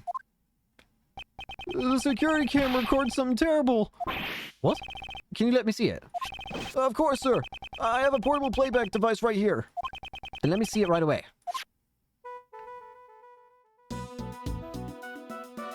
Oh, what the? What the? Huh? What? This is... Was he attacked in his own cell? This black thing has gotta be that doggy, right? Up until this point, I thought the murder took place in the prison, inside the prison. But it appears I was mistaken. place where Knightley was attacked was... He was in his holding cell. Take that! It was the detention center. And furthermore, he was attacked by Dogen's dog.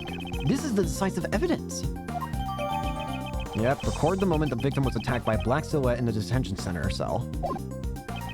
If Knightley was killed in this room, then this piece of evidence we found in the cell takes on a whole new meaning. Which piece of evidence takes on a whole new meaning if the murder occurred in the holding cell? Wait, but you're talking about this then, right? Take that! For some reason, someone wiped the floor clean. Here's the thing though, the dog didn't wipe the damn floor. I refuse to believe that. Unless you give me proof of that. But still, the point is, I doubt the dog wiped the floor. So was there an accomplice? It's possible that they were wiping away bloodstains. Thank you for your hard work. While I have your attention, may I ask for one more favor? What would that be? There should be a detective by the name of Dick Gumshoe in the detention center of the prison. I would like you to give him a message. Tell him to check this room for traces of blood and give the results to me. Yes, sir. All right. This should corner that old coot. No, not yet.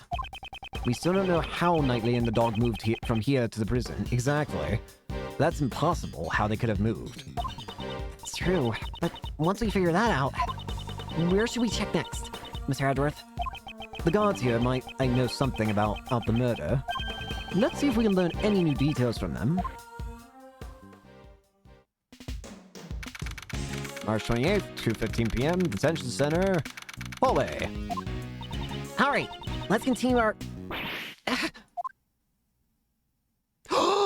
Lang! Oh, sorry to intrude. Lang! What are you doing here? Well, if it isn't Mr. Prosecutor and the little lady. Fancy meeting you here. This man is Shilong Lang, an Interpol agent. About 2 weeks ago, he was in charge of investigating one of my cases. I would have thought he'd returned to his native country of Zingfa by now. Agent Lang, what brings you here? Just some boring work. Nothing you need to know about. On top of a black dog, we meet a black wolf. Huh? You came alone today, Agent Lang. Usually, he'd have a huge police force with him. Yeah. Mr. Prosecutor, seems you've been busy these past few days. These past few days? Is he referring to the incident with the Zingfa president? I would have thought you'd be involved in his security too. A president doesn't even trust his own country's police force. Look at the results of hiring a private security company. It's laughable. Agent Lang doesn't trust the prosecutors or the courts. That's why he brings along a large force of capable policemen to thoroughly investigate the crime scene. Yes, if you and your subordinates had been there, the results might have been different. My subordinates, huh? They're no longer with me. Oh, really? What happened? They're not with you. Funny. Looks like I'm a real lone wolf now. Agent Lang, just what happened exactly? Didn't I tell you? It's nothing you need to know about. Well, be seeing you, Mr. Prosecutor. Lang. Mr. Lang, I wonder what happened. Yes, it troubles me too. But there's nothing we can do about it for now. Okay, let's continue with our own investigation. Got it. First, let's ask those guards a few questions.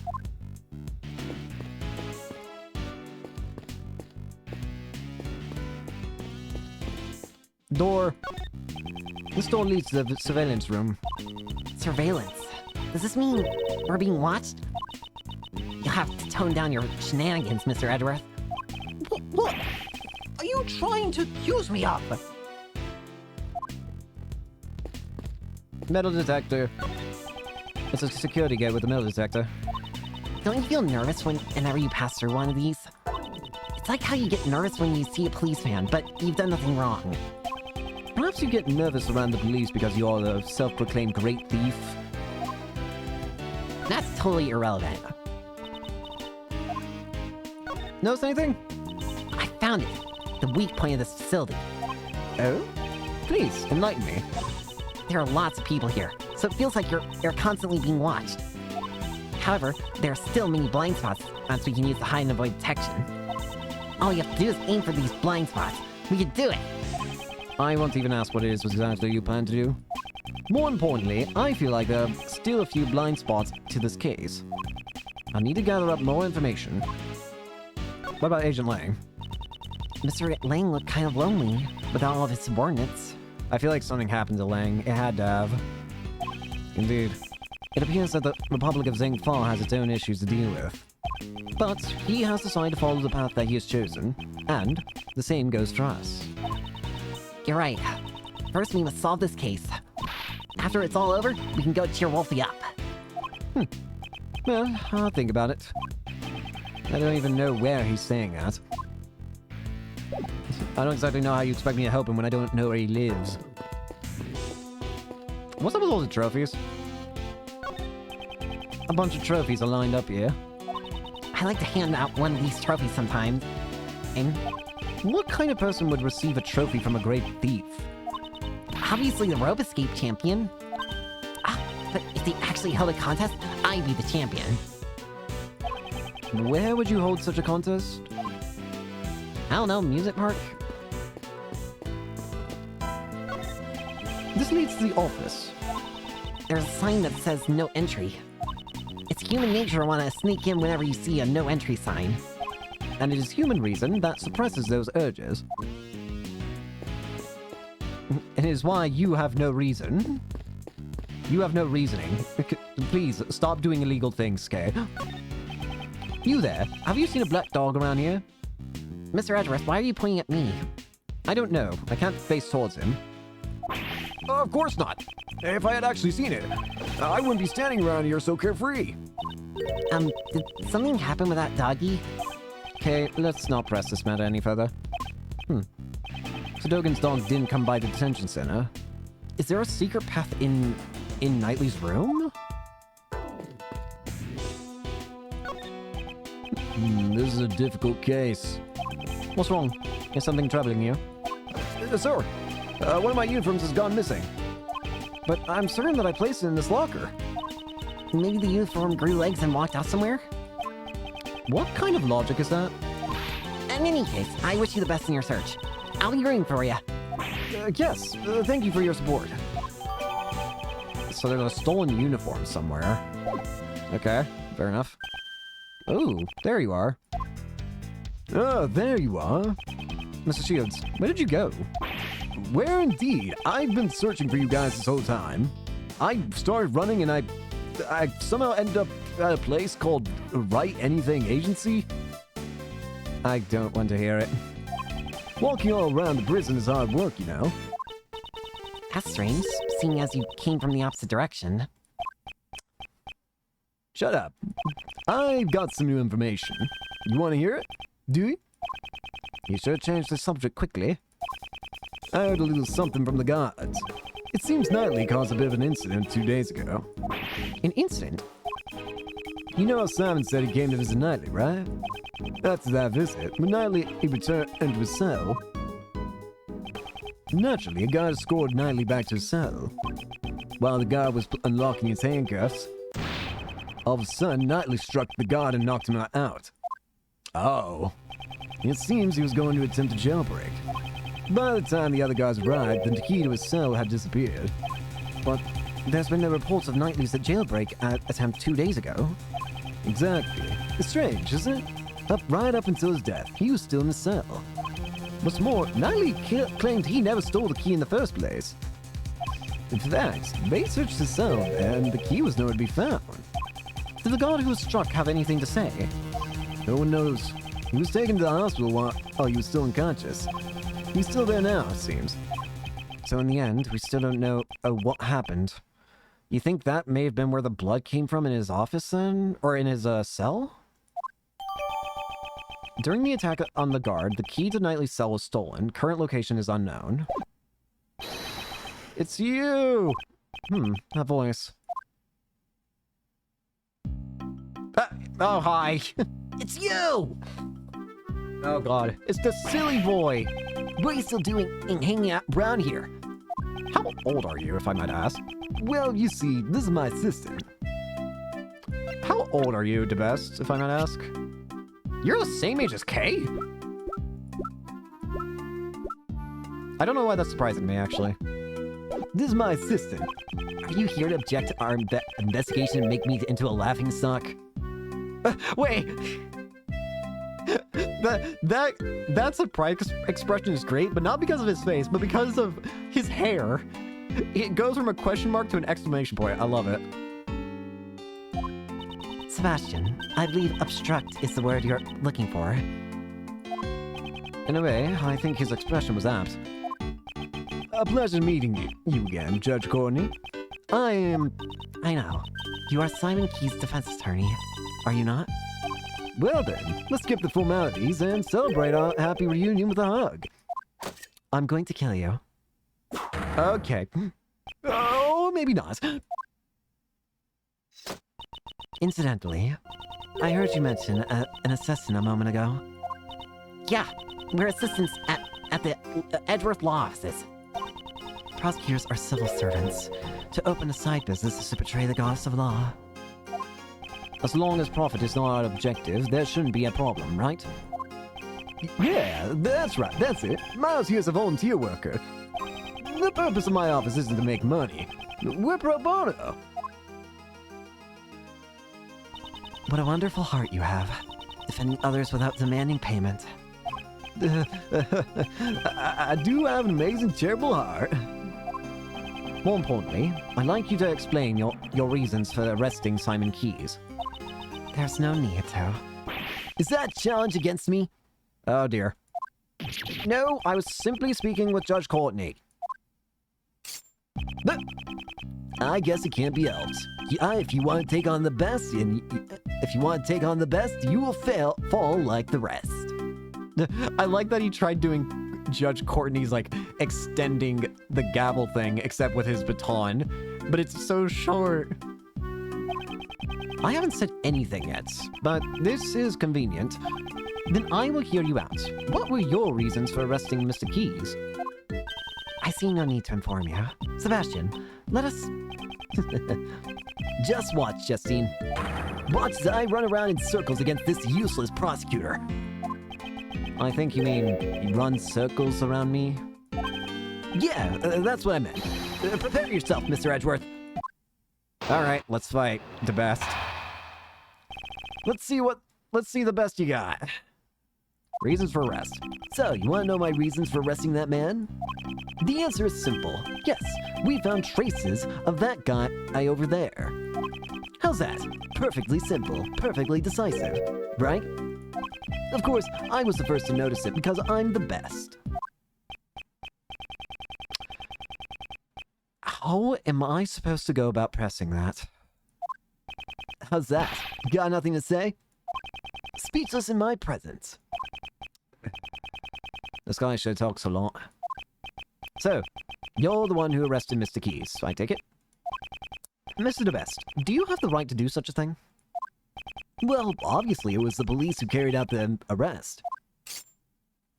But since it was under my direction, shouldn't it also count as my arrest?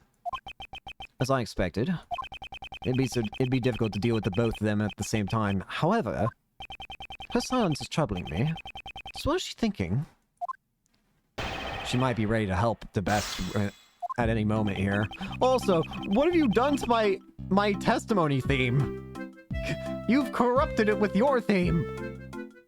It's time for silly hours, I guess. Let's get one thing clear. You do know who you arrested, right? What? Do you take me for a fool? The one I arrested was Simon Keyes, no doubt about it. I expected you to at least understand that much. I had to make sure. I can't be so certain. Obviously, we had a fatal reasoning for arresting Simon. A fatal? What do you mean by that? Really? That's quite a surprise. So, what is this fatal reason for the arrest? Are you attempting to lure information out of me through flattery? A good strategy, but I'm afraid it won't work on me. we have found vital evidence implicating Simon Keys. That's what Sebastian was trying to say. Yes, so because of this fatal vital evidence, I had Simon arrested. His goof clock hours right now. The answer is simple. Yes, we found traces of that guy over there. That guy over there? That's certainly vague.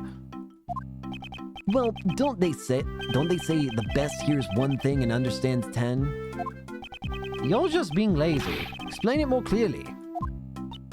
Sebastian, if it's alright with you, would you please explain it to them in more detail? I'm sure that everyone wants to hear what you have to say. Alright, if you insist, Justine. We discovered that.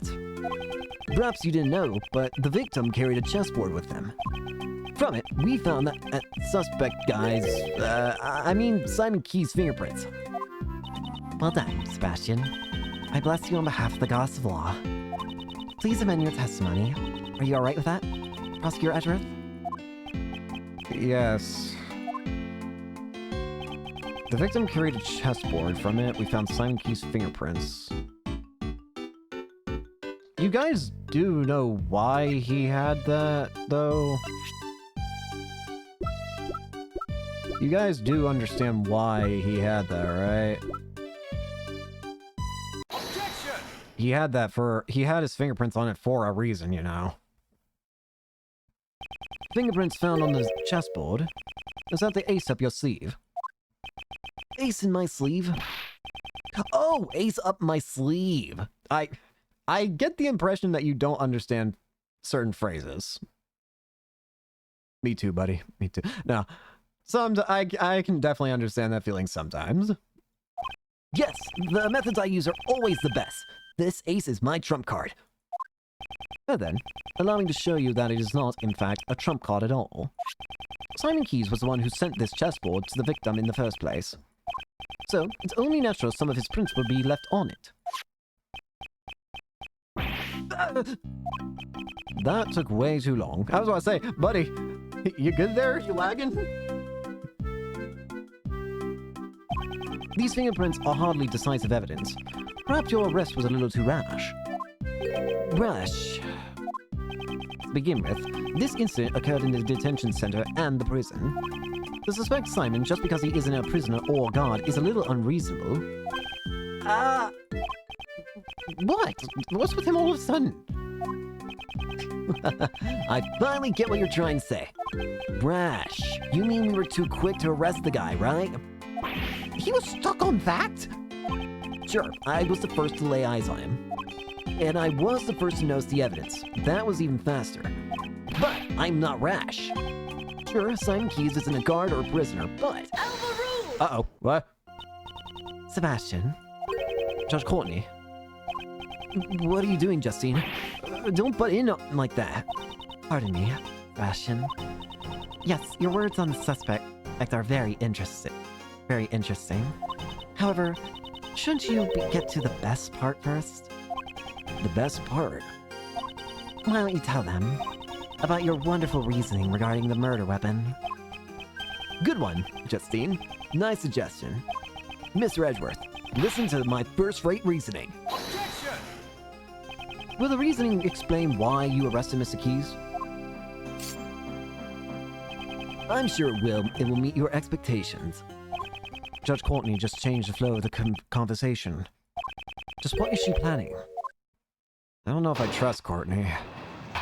He's being awfully strange with this. Murder weapon's location.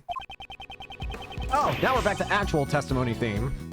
It's obvious the murder weapon was a sharp metal object. However, the prison maintains strict control over potential lethal items. So, that's why I've reasoned that the murder weapon was brought in from outside. Yes, it was hidden inside that chessboard. And since only the victim and the suspect's fingerprints were found in the chessboard, isn't it obvious who brought and used the murder weapon? At least it's clearer than his last testimony. Yeah, it's better. It's the best reasoning you can get from prosecutor the best. How do you like that? Now he's mixing up the best with his own name. Great. But could someone really hide a weapon inside I guess, sent to a prisoner? You'll find a good place if you examine the inside of the chessboard. Inside the chessboard? Is there some place to hide a weapon? Yeah. Is there really enough space, though? I mean, I guess. As I thought, there are only chess pieces inside. Wow, what an annoying laugh. Inside the chessboard, huh? Perhaps I should examine it a bit further. Wait, are you telling me there's a hidden panel? Well, damn. This top panel's removable. Well, he's actually got a point now.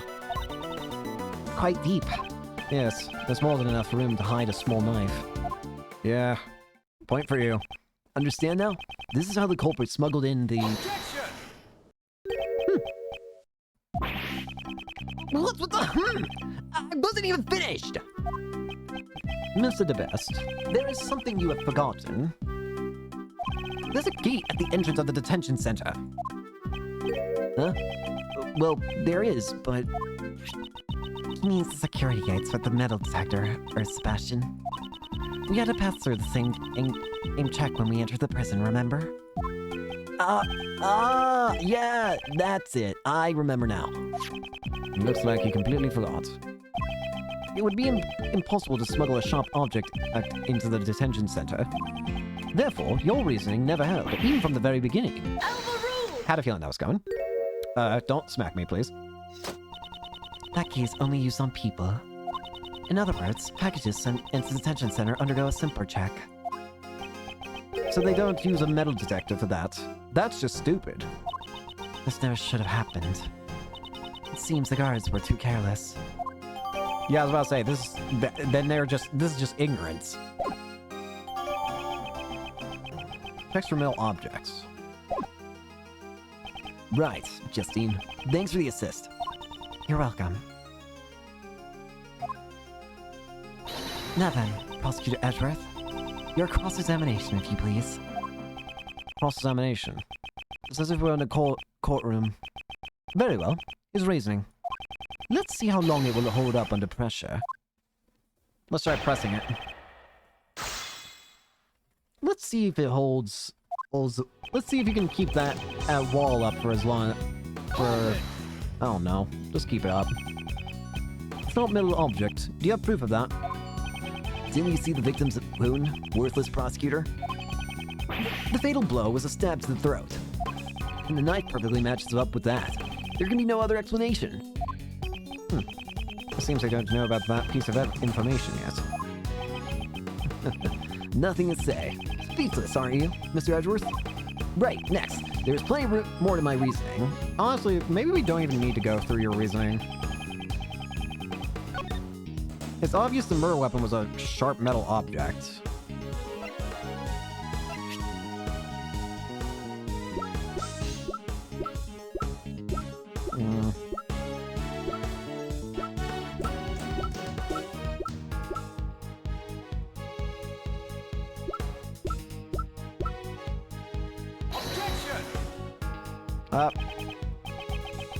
I'm the best.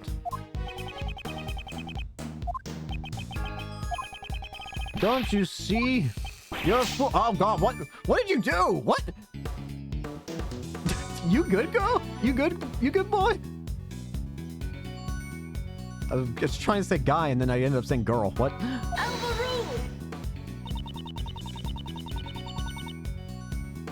You know what I ended up saying? I was trying to say guy and then bro, and I ended up saying girl. Girl, I'm apparently grew. Girl. Girl. Anyways, my point is, you good, bro?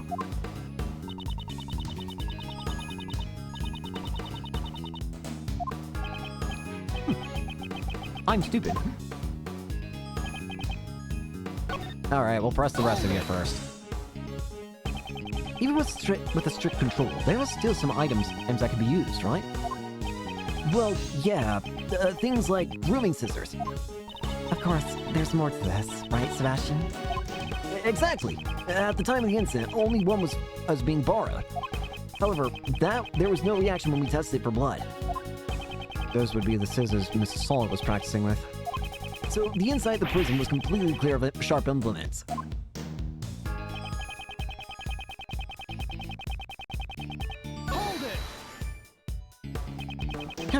more specific about where it came from? Of course I can.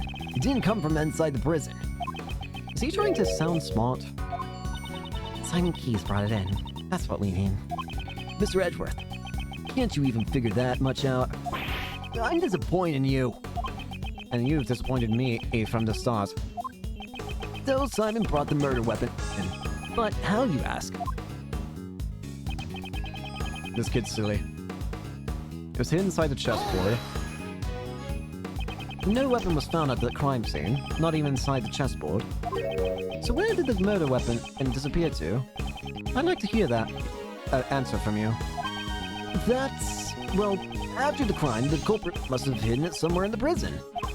Is there a problem with the statement the best just made? The murder weapon is hidden inside the prison? I don't think so. It's clear from this piece of evidence. What shows that the murder weapon can't be inside the prison?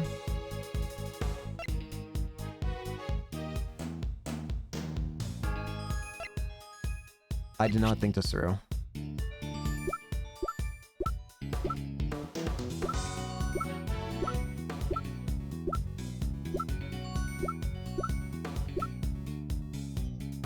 Take that! Yeah, they already searched this place, bucko. Have you completely forgotten your own actions? You, along with Warden Rowland, conducted a search of the prison. But you did not find the murder weapon, right? Yeah, oh, damn! We must have overlooked something. This guy just completely contradicts himself. You carried out such a sloppy investigation. I'm amazed that you call yourself the best. Are you mocking me? Uh-oh. Sebastian. Please calm yourself. Don't get caught up in the opponent's pace. I'm fine, Justine. Did you really think the best as prosecutor would be shaken up by someone miles behind him? I wish he'd stop messing around with other people's names. How, in that case, Cape Verde's far, far ahead. Hey, don't get caught up in this too! Yes, if my best investigation didn't find anything, then there must not have been a single weapon in the prison. In that case, there's only one possibility. The criminal must have taken the murder weapon with him and when he left the prison. So it's only natural that we didn't find him there. Yeah. No, that's not even close. There was no way the culprit could have brought the weapon out of the prison. And this piece of evidence shows why. It'd be the metal detector, right? Take that! He would have lost the... Have you completely forgotten on your own testimony? Here's the thing. You can get away with saying that he probably brought it in the chest box, right? Yes, the chest box doesn't have to go through the metal detector, but the chest box was then gone. It was given to Knightley, meaning he would have had to have it on his person, meaning the metal thing would have been in his person when he went through the metal detector. That's twice you insulted me! Oh? It seems to remember what I said earlier. But you do well to remember further than that. What is that? This guy, he really doesn't remember anything. It seems that way. The detention center and the prison are equipped with security gates. Anyone leaving must pass through these gates. Gates equipped with metal detectors. That's what you... It looks like he remembers now. Yes, there's no way someone could have brought the murder weapon in through those gates. And so the criminal could not have have taken it out of the prison either. Ow! That just looks painful every time. So then, Prosecutor Edgeworth, do you know where this murder weapon went to? Perhaps the weapon is still inside the prison. But we couldn't find it anywhere in the prison! The reason you didn't find it is because you believed it to be a sharp metal object. We saw the very moment when Mr. Knightley was attacked, after all. If you can say that much, then perhaps you could enlighten us. What would you say is the murder weapon in this case? From this piece of evidence, the murder weapon of this case becomes obvious. Oh, the tape. Use the tape to find out the obvious cause. Take that! Here's footage from a security camera. It shows one of the cells in the detention center See it with your own eyes.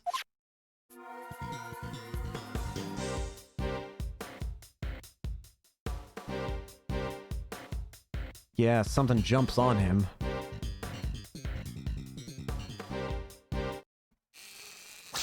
Ow! Stop doing that! What? It can't be. This tape clearly shows the moment the victim was attacked by a black dog. I believe this is sufficient proof, wouldn't you say? Indeed, this is vital evidence. Horse Knightley was killed in the detention center by that dog. After that, the body was moved to the prison and workroom. Our witness claims to have seen a dog in the workroom when the body was found. Of course, a dog couldn't have planned this crime on its own. However, there is someone who could have. Huh? What do you mean? That's enough, Prosecutor Edgeworth. Judge Courtney. It's true this camera footage is vital evidence. However, there's something else you must prove. Actually, you've already noticed it, haven't you? It's just as she says. There is still a huge flaw in my reasoning. If that black dog is the prisoner's pet, how is it able to move between the detention center and the prison? What will we do, Mr. Edgeworth? I still don't know how the dog managed to move from one place to the other. I knew it. What? You're one to talk. You didn't know either. If you do not solve this mystery, I'm afraid I cannot accept your logic. If this was a real courtroom, I would call for a recess now. Hey. What? Wait!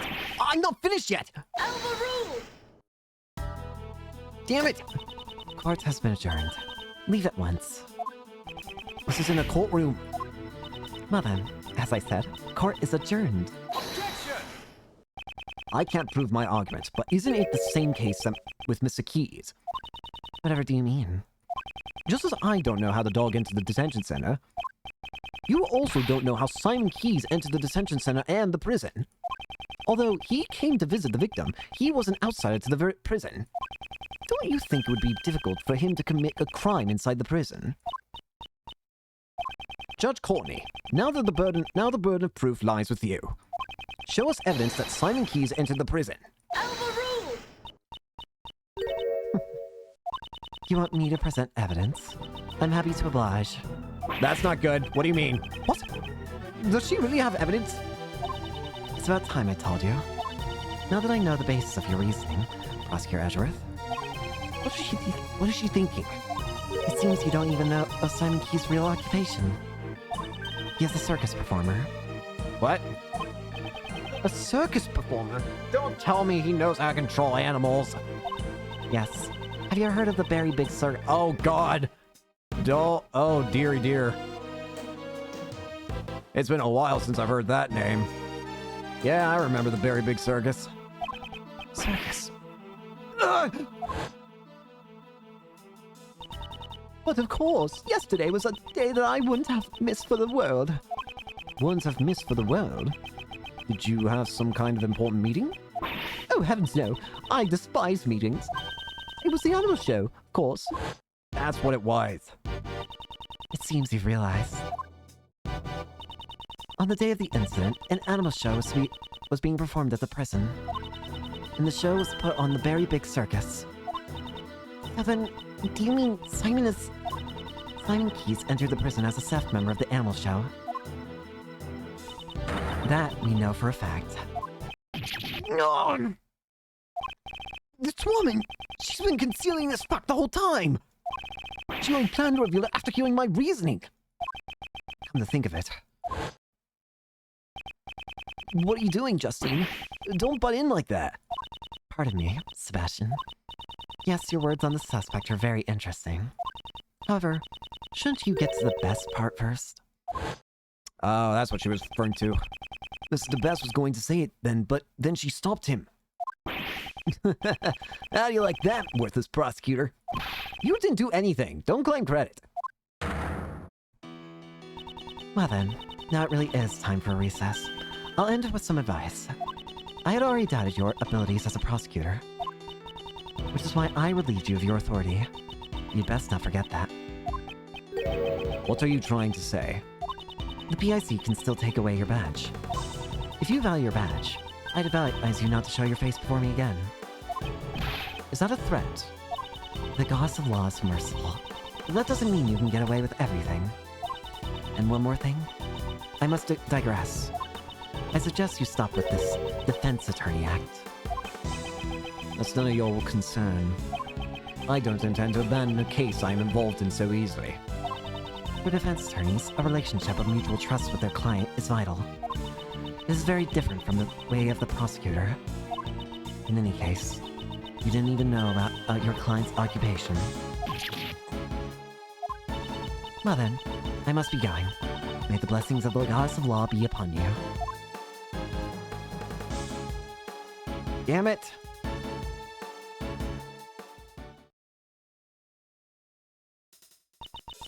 Simon lied to us?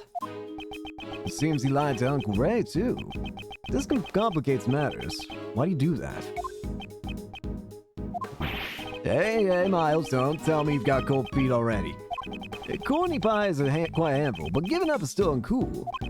A defense attorney's creed is never give up. Remember, you're my assistant. Of course, I don't plan on giving up either. It's just my theory that he couldn't into the prison no longer holds. It looks like we'll have to investigate once more. Ooh, this case has been fascinating. But I think we're going to go ahead and save and end it here for today. Best considering I'm getting tired. Ooh, I'm getting sleepy. But we'll continue this next time. Thank you all so much for watching. I hope you enjoyed, and I hope to see you all later. Peace.